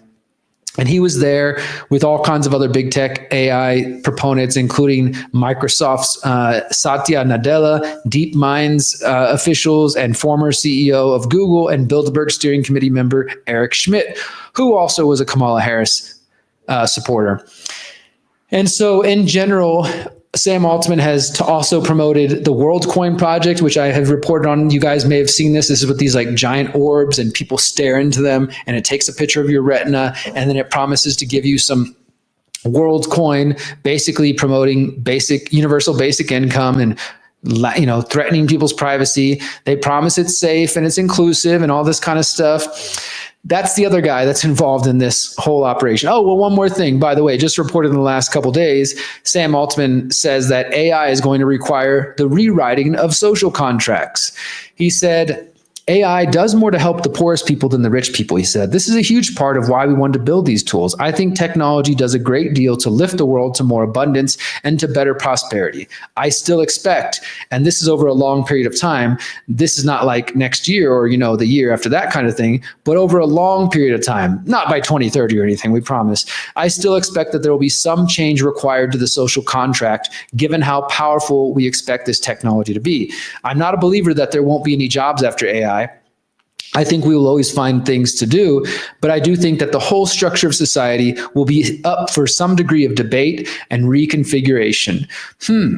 Sounds like somebody's planning on redesigning society into a technocratic state where the technocrats at the top get to run things, similar to what Trump is calling for with his whole let's purchase Greenland and Canada and Mexico and the Panama Canal. Looks very similar to the North American technate that the original Technocracy Inc. movement wrote about in the 1930s.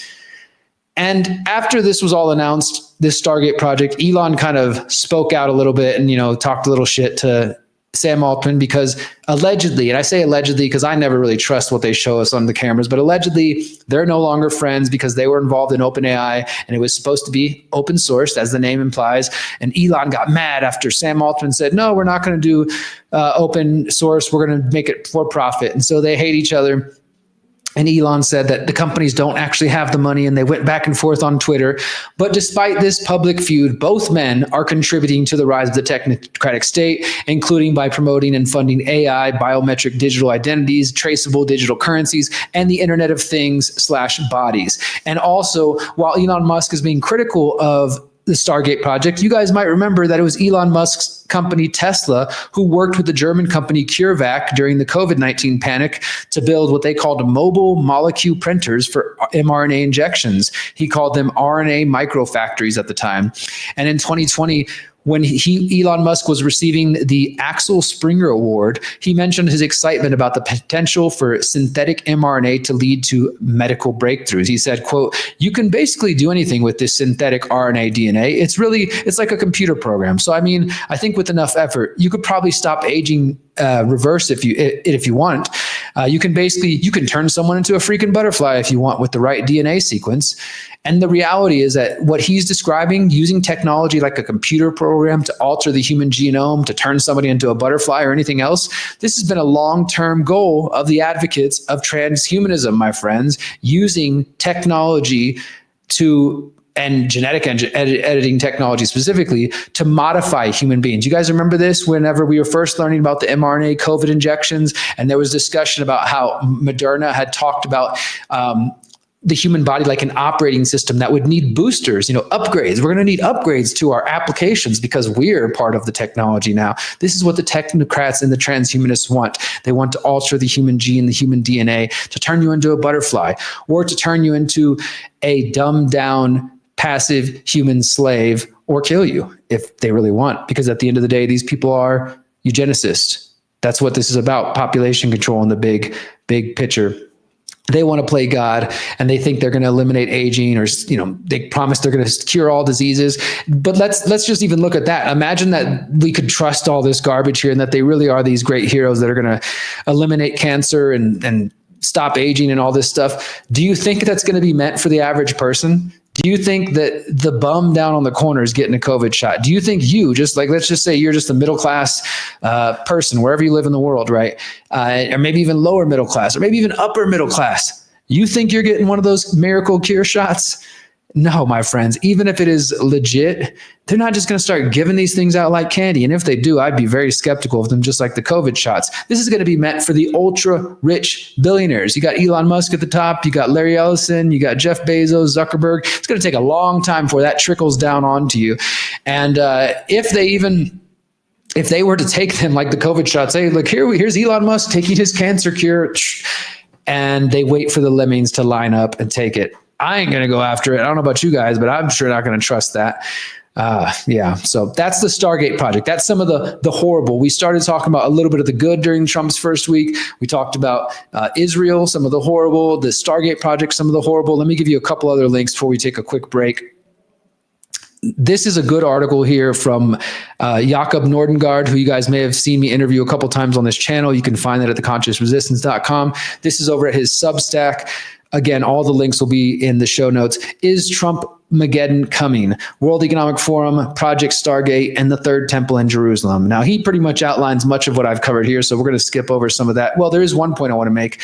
The World Economic Forum was just speaking last week, and it was just happening last week, and Trump spoke there. You know, he came and said, we're going to have common sense, no more transgenderism, no more radical left, no more net zero. Again, scoring some easy wins. So people are like, yes, we're totally back. We're winning, all this kind of stuff. But let's set aside the World Economic Forum in a minute. We'll come back to them. But I want to mention one of the guys who spoke there, Johan Rockström, who I have reported on. This guy was one of the main proponents of the Summit of the Future, the Pact for the Future. You guys may remember I was screaming about this, and I went to the UN last year in September.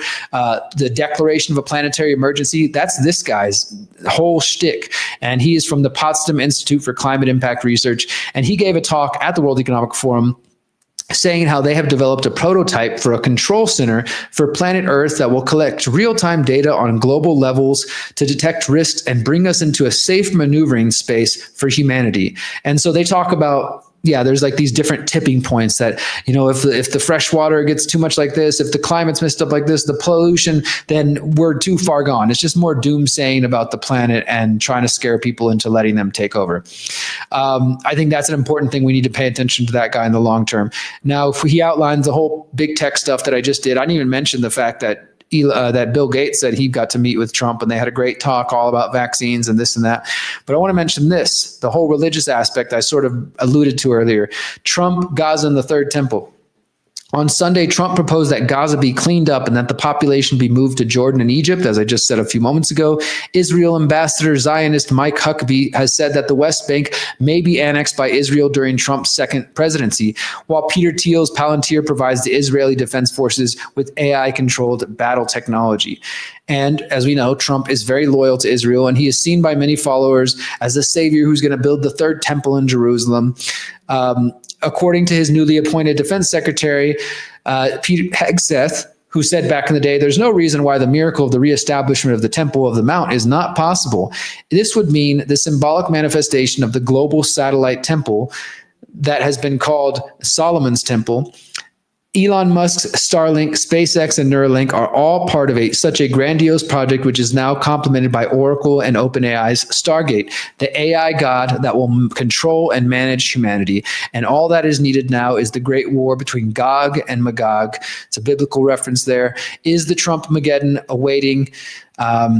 We're going to see. But that's, I think, there's a lot of good things here in Jakob's article. And for those who are new to this, if you're talking shit in the comments right now and you think I'm just got TDS and Trump's still your president, whatever.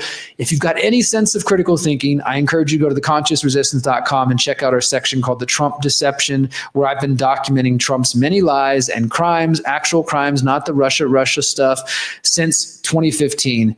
And I challenge anybody to watch these things and debunk them, to go through these reports and tell me where I'm wrong, because this is not just opinions. This is not just me yelling about Trump had sex with a porn star or Trump did this thing or whatever, any kind of Democrat lies. I'm talking about the real facts around Trump and the deception that so many people just can't seem to wake up from. And probably because, as I said back here in this old report, the silence from InfoWars is deafening. I did this one right when Trump came into office in December 2016. So this is like similar time frame, showing you how Alex Jones back then was already kind of starting to sell out. Well, Alex Jones, he's got Trump's wanker deep in his throat. Let me just be real about that. Same thing with Elon Musk, probably because they bankrupted him with the whole Sandy Hook false flag psyop thing. But nevertheless, if you want to get some facts, go to our section on the website called The Trump Deception. And yeah, that's what Trump's first week has been to me, my friends. There's been a little bit of good and there's been a whole lot of horrible. And I don't expect anything different from Trump. I definitely don't think it's going to get better before it gets, I think it's going to get worse before it gets better. And that doesn't mean there's not going to be pieces, scraps thrown from the table. But the real answer is for us to flip the fucking table over like Jesus and say, get the hell out of here, and recognize that these people control the game, and anything you try to do within that game, they can control, they can manipulate. You're not going to win through voting, protesting, expressing your voice. It's a part. Do it when you can. It's important, I think, especially if you're younger and you're just waking up. But the real answer, as we're going to talk about in the next part of the show, is exiting from their systems and building the better world that we know is possible. We're going to take a quick break, guys, and come back with one more story that I want to cover. Just a brief update on a story I covered last year. And then we're going to talk about the People's Reset and how the fact that, no, things are not hopeless. Despite everything I just said to you, despite all the freaking rise in Zionism and the Peter Thiels and the Larry Ellisons and the Sam Altmans and the Elon Musks, it is not lost. We're still breathing. We're still alive. And that means there's still hope, my friends. So stay tuned. You're listening to The Conscious Resistance Live. My name is Derrick Broze. We'll be right back. Are you using your phone, or is it using you? Rise above mass surveillance and discover a phone that protects your privacy and communications. Above Phone does everything your old phone does, without tracking you, while giving you complete control over your phone and apps. We are better than big tech.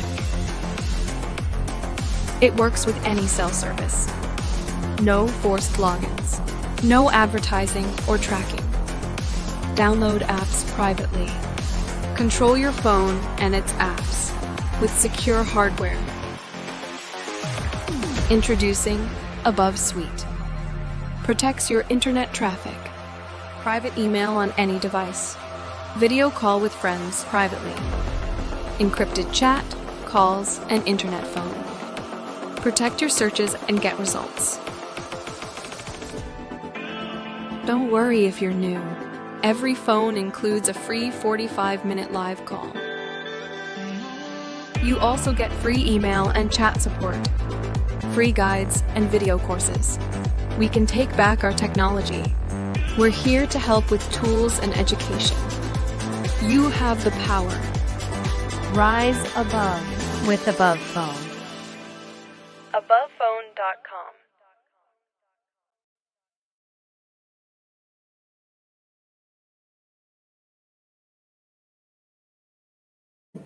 AbovePhone.com. Check that out, theconsciousresistance.com. That is one way to support my work. I don't trust any other so-called privacy phones. Definitely no phones that claim to be private that are associated with freaking Eric Prince or any of these alt-right faux populist movements.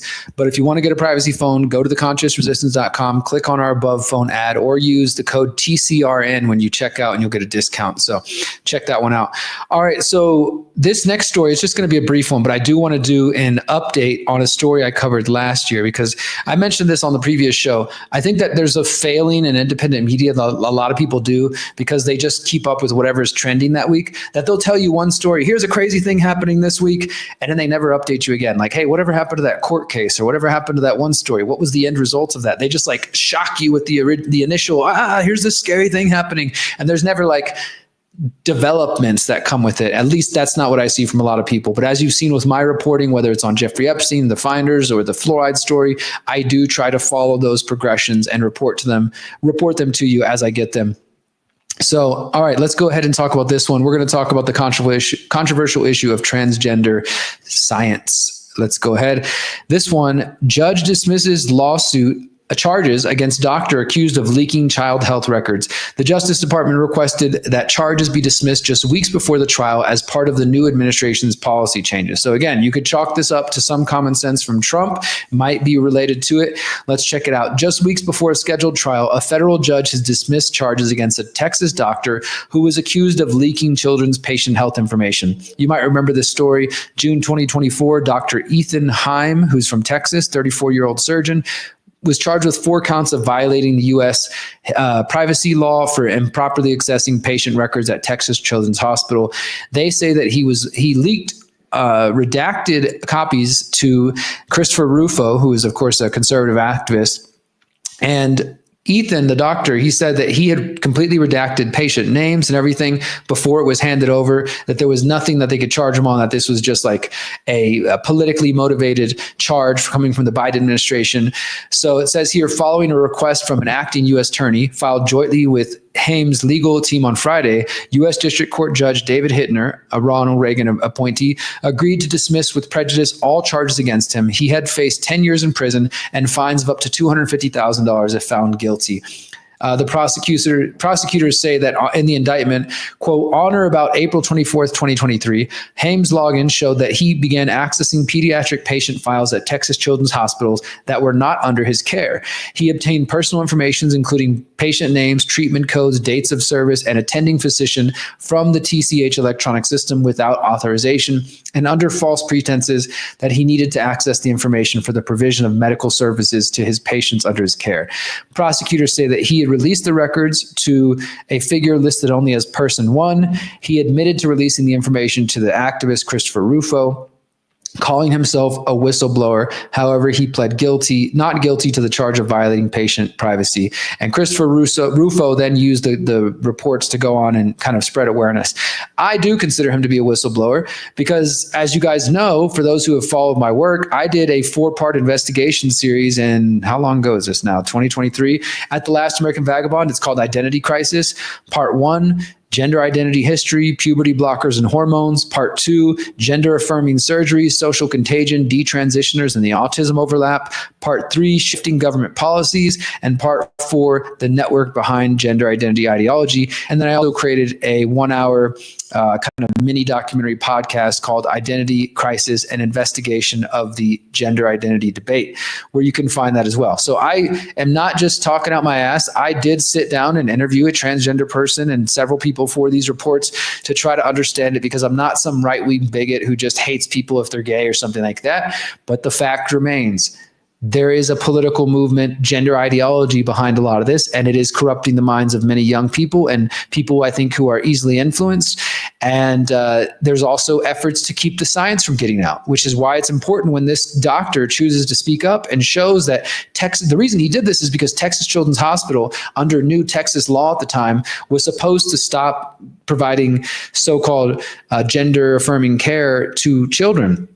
But as this Dr. Ethan Haim, the whistleblower, found out, they continued to do that even after it was made illegal by the state of Texas. So that's what whistleblowers are supposed to do. So it's a good thing that the charges were dropped against him. I want to show you another article. This was a while back. This was October 2024, but I never got to it, and so I want to just mention it today. U.S. study on puberty blockers goes unpublished because of politics, doctor says.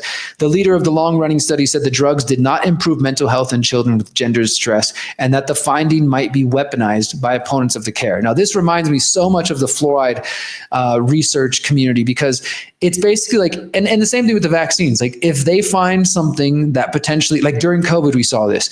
A study comes out and says that COVID shots could lead to myocarditis, but people are like, well, we don't really want to report on that, because although it's factual, if people know that, they might not take the vaccines. And so they've already got this bias, this, follow the science bias, that instead of just being like, well, shit, maybe these things aren't as safe as we were told, as we thought, or we've been reporting, they're just like, no, stand your ground, hold on tight, don't give up any ground. It's bad. And I mean, if we tell them it might be bad, then they might not take them. It's just this, it's not science. It's fucking ideology. It's politics. And this is a similar thing here. An influential doctor and advocate of adolescent gender treatments said she had not published a long-awaited study of puberty-blocking drugs because of the charged American political environment. The Dr. Johanna Olsen Kennedy began the study in 2015 as part of a broader multi-million-dollar federal project on transgender youth. She and colleagues recruited 95 children from across the country, which just to me is fucking crazy. They got 95 kids and they gave them puberty blockers. So, I mean, that already is like, I guess you got to study it, right? But still, it's nuts. And the puberty blockers, of course, they slow down developments like deepening voice and breasts, things like that. And they were trying to see if this is going to, limit gender distress or gender dysphoria. They followed these kids for 2 years to see if the treatments could improve their mental health. And this was after the Dutch study claimed that puberty blockers improved well-being. And I talk about that in my report, how this Dutch study, which was not done well, and in fact, people they ignored the long-term results of it, but people saw what they thought were positive results in this Dutch study, and they immediately started prescribing it all over Europe. And now a lot of those countries are going backwards, but the US, at least in the last few years, has basically been not having common sense and not following the science.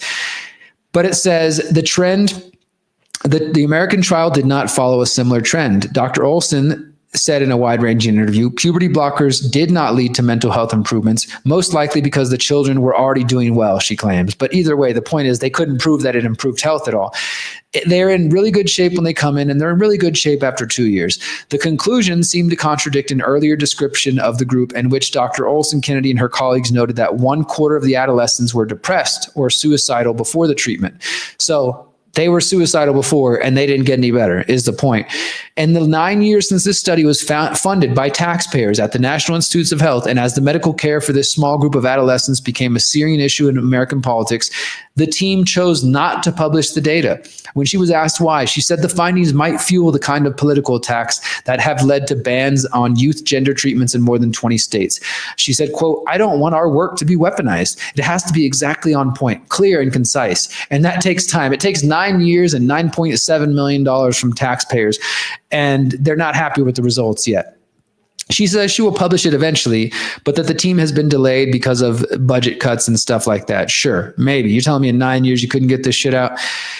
So she also is one of the most vocal advocates of transgender treatments for adolescents, and she served as an alleged expert witnesses challenging state bans. So you're telling me she's not politicized, but that's my point, is like they get the data and the taxpayers are funding it and they don't even want to let it out because they don't want to let go of their freaking ideology. And that's fine. Like, look, as a person coming from Native background, I have learned about two-spirit people, which is a thing, that there were different Native cultures, indigenous cultures around the world that believed in 3 genders or 4 genders or 5 genders, or had different variations that, like a man that switched between female and this and that. And that's fine.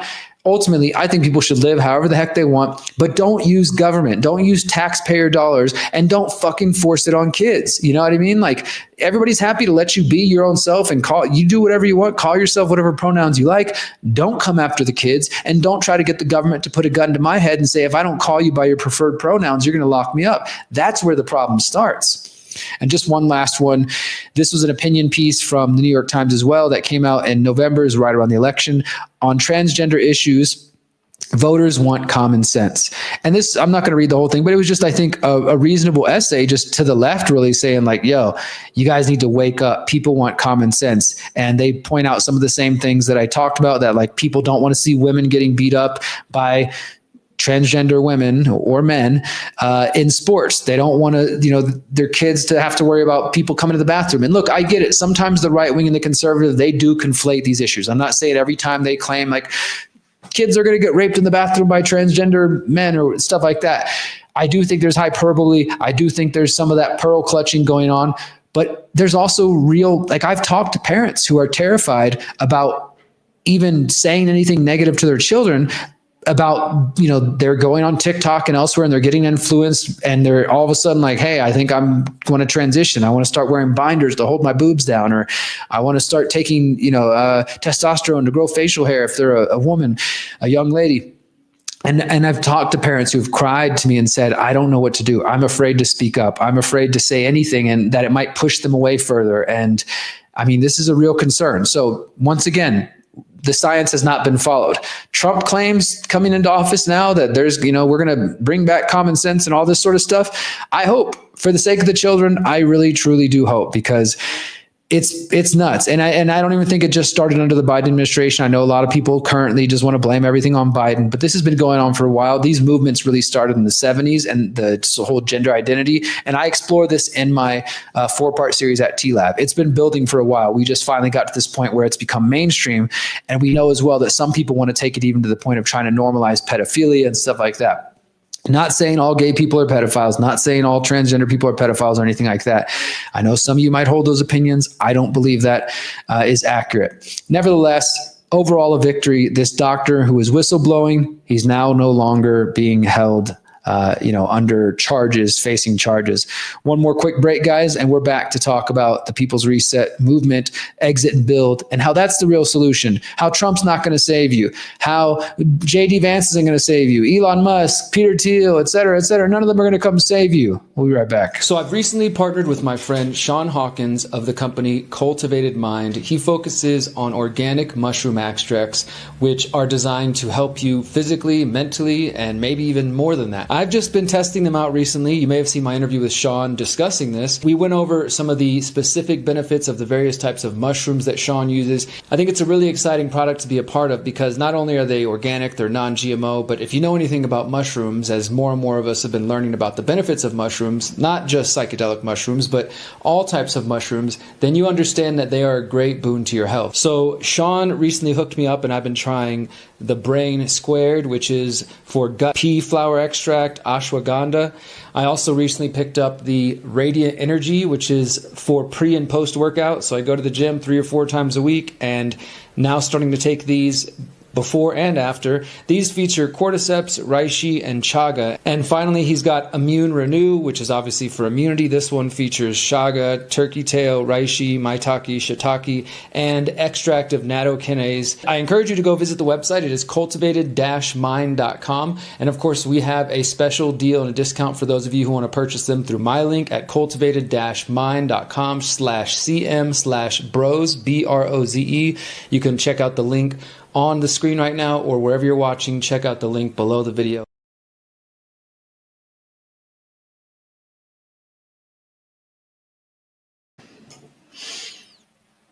All right, so I'm going to go ahead and post that link in case you guys want some mushrooms. And again, as I always say, I throw in a couple little quick commercials like that. I'm not sponsored by any big companies or anything like that. That's my friend's company in Houston. I just shared the links. If you're watching on YouTube, Facebook, elsewhere, you can also find a banner at theconsciousresistance.com. I really do use them. So if you're interested, check them out. All right. The People's Reset movement, like this, I'm not just talking about the event, which is happening starting Wednesday at 10 a.m., which is definitely something I want you guys to tune into and to focus on. By a show of hands, how many people have attended the People's Reset? Okay, I see a few of you out there. A show of hands, how many people have watched the Greater Reset when it was the Greater Reset or the People's Reset? We just renamed it at the end of January 2024 to the People's Reset. So this will be our first official, the People's Reset in Mexico. How many of you watched online? Okay, I see a few of you. We usually have 10,000 plus people watching throughout the 5 days from more than 25 countries. It's really pretty epic and amazing, I think, in my view. I'll show you the website really quickly. thepeoplesreset.org, thegreaterreset.org. Again, this is not just about this event. If you can't come in person, that's fine. If you can watch it online for free, that's great. I encourage you to. But what this event represents are 5 holistic themes. If you took these ideas seriously and applied them to your life, you will actually see change. What do we got here? We got liberate your mind, body, and soul. So that's physical, mental, spiritual health, permaculture, and food independence. We got to be off their control grid, the food paradigm. We can't depend on the big box grocery stores and count on them to be there to save us forever. Agorism and parallel networks. We need to build the systems we want to see. We can't count on these legacy systems. I see a lot of people tell me, Derrick, like, we need to save the republic and restore the republic, or no, we just need to go back and just get the Constitution working again. Look, guys, that's not my position. I come from a family that was mostly colonized over the last 500 years. And so to me, yeah, there's a lot of great things about the West and about the United States and North America more broadly. But I'm also not somebody who's like trying to quote unquote save history. I'm not saying we should burn everything down and start over or anything necessarily, but I do think we need new systems, take the best of what we've had and remember the worst and build something better. I'm not trying to just save what's already there. I think mostly that comes from the fact that I don't have a lot of anything. I've got land. Oh, by the way, if you follow me on social media, you saw that we paid off our land this week. I'm not just talking to you about this. I'm actually living it. We went to the land this week and picked avocados and picked bananas. We're planting more fruit trees. We're starting to map out our homes. I'm not just blowing smoke up your ass. I'm actually doing these things. And so we have to build the systems that we think are actually going to lead to the life that we want. I'm not after trying to restore things and save the republic and this and that. I think we are at a point now where we need to, like I said, take the best of the past. Don't forget the things that matter, but build new systems that actually do align with our values and our principles. I think that's the real answer. And that's what the People's Reset is about. The fourth day is called Empowering Technology. We're talking about Web3, decentralized privacy messengers. We're talking about health technology, like people using different types of cutting edge tech to heal their bodies and heal themselves. We're talking about technology like energy. Like we're going to have this company called Eden who's going to be speaking on day 4 for Empowering Technology, which is Saturday, talking about how they're already building these devices. I don't even know all about it. That's why I invited them to speak. But they're powering homes in Africa. They're like recycling waste for people and using that as an energy source, things like that. Then you have building free and conscious communities. How do we organize ourselves in our cities and our towns and our neighborhoods and our homesteads and our eco villages and our intentional communities, whatever it is you have? How do we organize ourselves? How do we create a free human from birth to adolescence, through childhood, all the way into adulthood, right? These are important things. You can get off big tech now. You can start focusing on your food production. And like right now, last weekend, we bought this little bucket where you can start growing mushrooms at home, because we eat a lot of mushrooms and they're very widely available, but that might not always be there. So even though I have the abundance and I can go to the local markets, why not create that abundance where it's just growing in our own houses? And before we know it, we don't have to go anywhere. We can just go in the backyard and pick the mushrooms or pick the crops that we want and actually get closer to our food, get taking care of our mental health as well. If you follow the conscious resistance, you know that I've focused on this for years. We can't build a better world until we heal our own trauma. A revolution without healing is a recipe for disaster. That's a quote from the first book of the Conscious Resistance trilogy, Reflections on Anarchy and Spirituality. I wrote that 10 years ago. We can't create the better world without doing this. I know. So I had this one guy, actually, let me tell you guys an interesting anecdote real quick. I had this one guy on Twitter tell me, your event looks like it's for a bunch of hippies. And I said, I don't even know what that means. Like I've been called a hippie. I don't even understand that term. It's not something I identify with, but it's just funny how people throw these labels. And I said, well, actually our event's really diverse. We have people who are like, homesteaders that might be considered conservative rednecks. We've got, some people who might be considered hippies, I guess, or new age even, or people who live in the city, people who live in the countryside. We got people coming from Mexico, from Canada, from elsewhere. It's like they watched a 1-minute video, the one I played earlier, and they're like, I don't know, I wouldn't be attracted to that. That just looks like a bunch of left liberals that I'd see at my local coffee shop or something. And not only was it very close-minded and I think judgmental, it's just like people will make any excuse to avoid doing anything. Like right now in Morelia, people are arriving. I'm getting messages right now while I'm doing this show. People are arriving from all over the world. More people are going to be arriving tomorrow. And then Wednesday morning when our event starts, even more people are arriving. And Thursday, people are coming from all over the world. We got speakers like Amanda Rose, who's Larkin Rose's wife, coming, Jason Christoph, so many people coming from around the world. They had to spend time, money, energy. They had to find a place to stay, whether it's an Airbnb or a local hotel or, doing a hostel. They have to, get a flight. They put time and energy to come here, to connect with people, to share their ideas, to network, whatever it is that brought them here. There are going to be 300 to 400 people coming from around the world. We're going to spend the next week just having an amazing time and inspiring and activating and motivating each other. And yet at the same time, I meet people on the internet who will come up with any fucking excuse they can to not do anything. Oh, those just look like a bunch of hippies. I can never get along with that. He told me, put a tractor in your People's Reset promo, and maybe that'll attract more conservative people or something like that. Which we have an entire day dedicated to food and growing your own food. But because of this person's own closed-mindedness, they're going to miss out. He's like, I don't think I'll tune into that. I probably wouldn't even bother because of it, and the people in a 1-minute video aren't driving a tractor or whatever other judgments he had. And at the end of the day, I've long ago recognized that I can only reach who I'm meant to reach. I'm not going to lose sleep like, oh, dang, did I not attract the right, that demographic or this and that? Everybody has a different crowd that they appeal to. People might look at me and because I have long hair, they make whatever judgments or whatever stupid shit they're stuck on. But really, at the end of the day, as I told this gentleman on Twitter, that's a reflection of you. that's a reflection of your closed-mindedness. That's a reflection of your fear, of your interaction, of your paralysis. And this guy was even saying, hey, I'm doing some of this. I've got a homestead. I'm growing food. And so I was saying, great, maybe you'll learn more. Maybe you'll network with other people. But I truly believe for us to survive and thrive in the face of this technocratic state that is staring us in the face, we need to get past our doubts, our fears, our insecurities, and our limiting beliefs. And you might actually have to work with people of different political views or work with people who have different opinions and different perspectives. I know that's very scary for some of you, and you'd rather stay in a little fucking bubble and never talk to anybody different. But I don't think you're going to make it. Sorry, I don't think you will survive. And in fact, what kind of a boring life would that be, just to be surrounded by a bunch of people who believe the same exact thing as you? I get it's nice to be around like-minded people, but I don't want to be in a bubble and just hang out with other people who just have the exact same views. You'll never be challenged, right? So anyways, my point is, people can come up with all kinds of reasons why not to come in person or why not to watch online. And even if you don't watch it live, like I said, we post all of these talks for free on our Odyssey channel.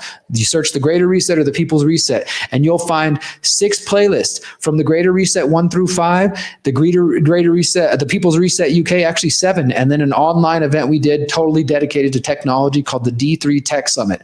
All 7 of those playlists, all of the talks we've ever given and shared since January 2020 are available for free on mental, spiritual health, on permaculture and growing food, building parallel systems, homeschooling, unschooling, technology,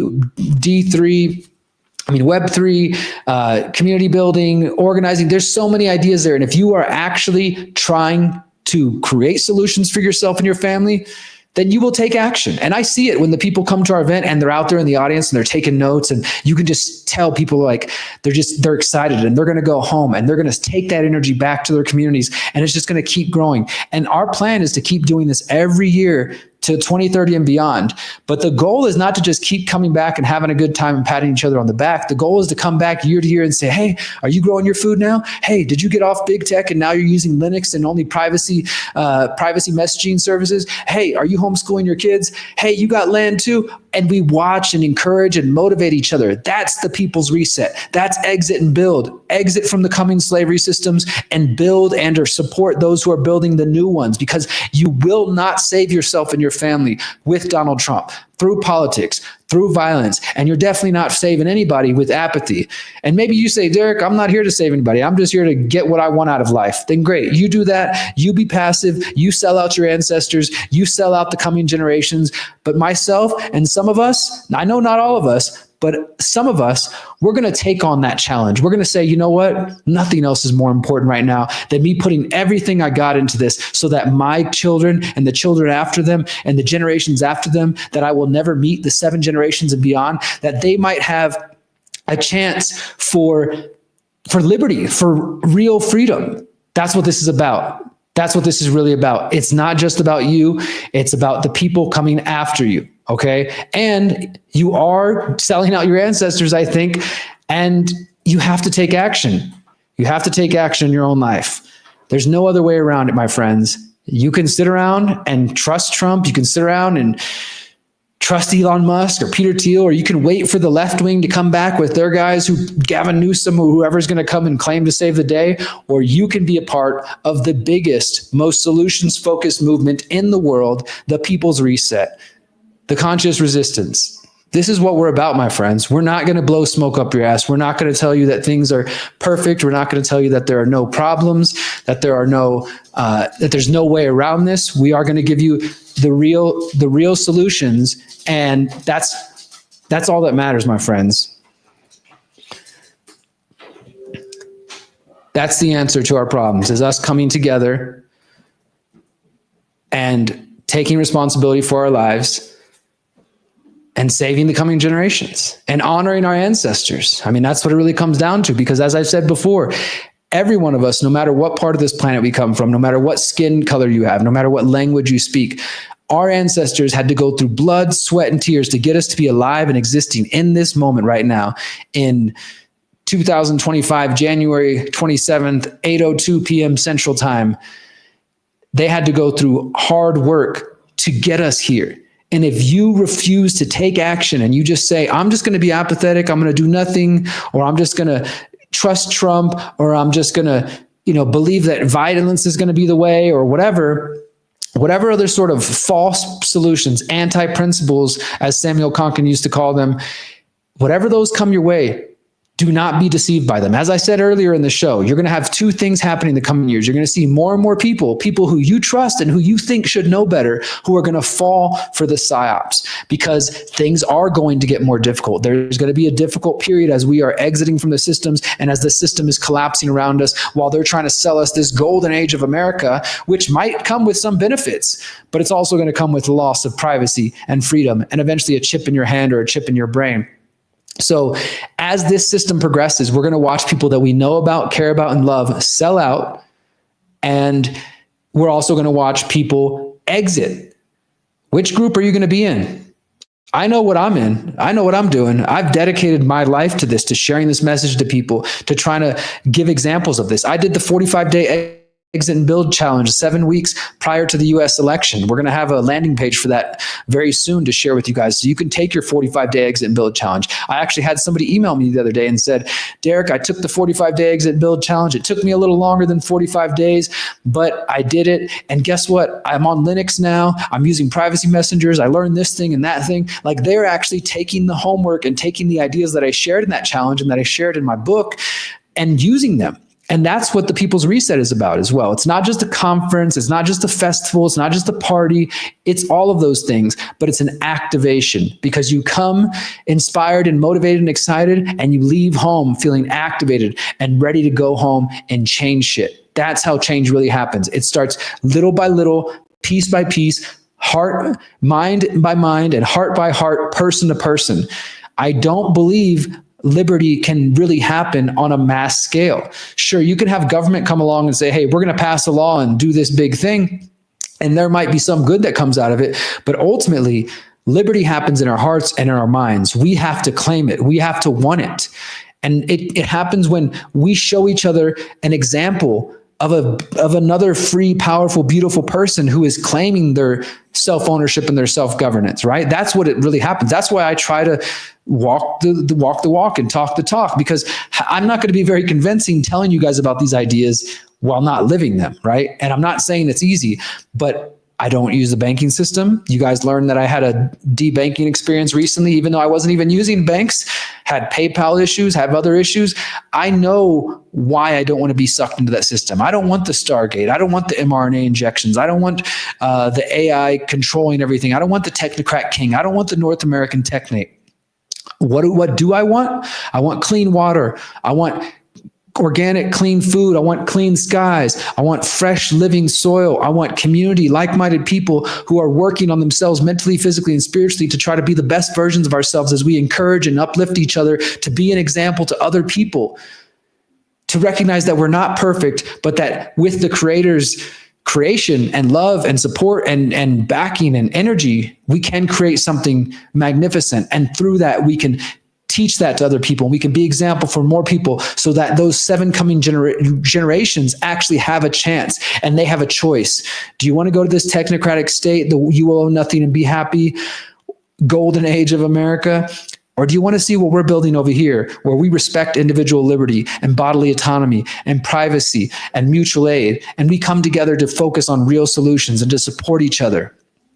That's what I'm focused on. I'm honoring my ancestors, and I'm fighting for the coming generations by focusing on the People's Reset. It's not about the World Economic Forum. It's not about Donald Trump saving the day. It's about you and me coming together and putting aside our differences and saying, how can we leave behind something better than what we each found for the coming generations? How can we honor our ancestors and build something beautiful that will make them proud, and all the struggle they had to go through will not be for nothing?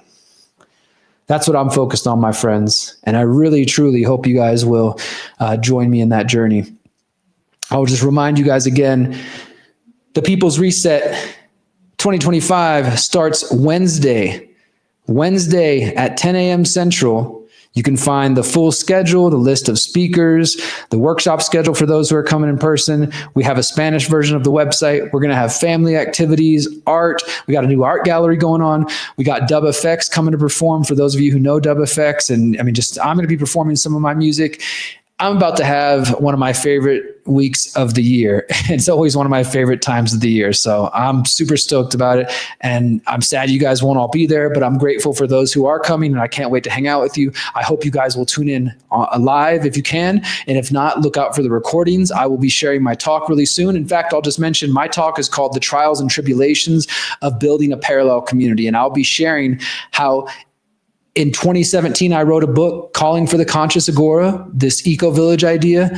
And now, as of just last week, we paid off the land and we have the property and we're starting to build this year. It's taken 8 years to get to that point and a lot of effort and energy and time to find the right people to find the land. And so my talk is going to be all about just being real about what it takes to try to build a parallel community. So stay tuned for that, guys. thegreaterreset.org, thepeoplesreset.org. I hope to see you online or in person. Last thing, if you want to support my work, guys, go to theconsciousresistance.com/invest. Support me on Buy Me a Coffee, Substack. You can send cash or love mail or hate mail to my P.O. box. And of course, you can donate via crypto. I'll take Bitcoin, Bitcoin Cash, and Monero. And thank you guys so much for being here with me. And yeah, this is a fun show. I enjoyed it. This is going to be my last show for maybe a couple of weeks, because next week, of course, I'll be recovering from the People's Reset. I'm going to be speaking at the Conscious Life Expo in LA, not this weekend, but next weekend. And then I'm going to be speaking in Costa Rica for 2 events coming up in February. I'll talk to you guys about that as well. But let me just tell you this. I just remembered, if you ever wonder where I'm going to be speaking and you want to come hear me speak in person, which honestly I think is my best work outside of journalism, you can visit theconsciousresistance.com/tour. And it'll always tell you where my upcoming talks are, links to tickets and discounts and all that kind of stuff. So if you're interested in the talks I'm giving and in the next few weeks, the next couple months, check out theconsciousresistance.com/tour. We're going to end with a music conscious song, as we always do. I appreciate the comments. I appreciate the love, guys. It means a lot. I will be reading all these comments tonight as I have my dinner. But I'm going to end with a brand new song of mine, which I will be performing. Whoa, excuse me. I will be performing this week at the People's Reset concert on Friday night, if I keep my voice. This song is called Unwritten, and I encourage you to listen to the lyrics. We're actually going to record a music video for this song at the People's Reset. It's going to be super awesome. But the song is called Unwritten because I really do believe the future is unwritten. For all the people who might call me negative or black pill because I call out Trump and all these people, I'm not black pilled. I do think there's a lot of hope. There's so much potential waiting and available to us. But as I've just ranted and said for the last 2 hours, it's in us. It's not in them. The hope is in us. So just remember that. As bad as get things, there's no going back. The future's unwritten. Creator has a plan, and I'm ready to embrace my destiny in this journey through time and space. That's my message to you guys tonight. The future is unwritten, and we're the ones who get to write it. So let's keep fighting to honor our ancestors and to fight for the coming generations. Until next time, my friends, remember, you are powerful, you are beautiful, and you are free. Peace. 33.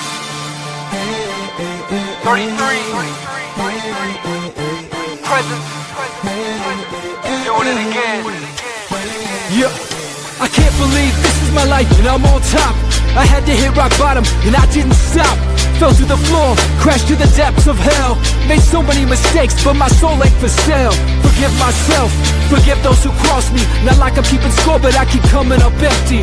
There's a big world out here, waiting to be discovered. There's so many hidden truths, waiting to be uncovered. There's no going back, the future's unwritten. We can keep trying, but there's no use preventing. Creator has a plan, and I'm ready to embrace my destiny in this journey through time and space. There's no going back, the future's unwritten. You can keep trying, but there's no use preventing. Creator has a plan, and it's time to embrace your destiny in this journey through time and space. You ever feel like you got a bigger mission to fulfill? There's too much to do, can't get caught sitting still. I know I'm meant to be more than a cog in the machine. Not sure where I'm headed, but I'm more than I seem. They say the grass ain't always greener, but I gotta find out. Get to the other side so I can erase my doubt. I'm tuned into my purpose, no more feeling worthless. No more wasting time, asking if I deserve this. This is my moment to show my full potential. This is my one shot, so I'm done being sinful. I feel nothing but gratitude, just anticipating. I know I can take on anything I'm facing. There's no going back, the future's unwritten. We can keep trying, but there's no use preventing. Creator has a plan, and I'm ready to embrace my destiny in this journey through time and space. there's no going back. The future's unwritten. You can keep trying, but there's no use preventing. Creator has a plan, and it's time to embrace your destiny in this journey through time and space. You ever feel like you're capable of more? Saw a vision, yet you make the same decisions before. Feeling like a couple version of yourself a reward. The one that's complacent and the one that's awake in the soul. Yeah, highest priority life force. Only giving my body what it was designed for. Higher dimensional consciousness, I know I got to explore. Higher priority is a cleaner piece I got to restore. All the bullshit on the big shoe, from the fear porn to the fake news. With the clickbait for the most views, gonna distract from the real you. Gotta break the cycle of attachment addiction. Tell the story now of it remains unwritten. There's no going back, the future's unwritten. We can keep trying, but there's no use preventing. Creator has a plan, and I'm ready to embrace my destiny in the journey through time and space. There's no going back, the future's unwritten. You can keep trying, but there's no use preventing.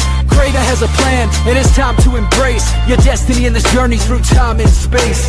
I stand for the 7 generations, original First Nations. Call unto your ancestors and ask for patience. Can't stop climbing in the face of these obstacles. The truth's within each of us like the Gnostic Gospels. And yes, it's true that time is running low, but we determine our future with the seeds we sow. So let's keep building the world of our dreams as we watch Babylon come apart at the seams. Watch Babylon come apart at the seams. Watch Babylon come apart at the seams. Watch Babylon come apart at the seams.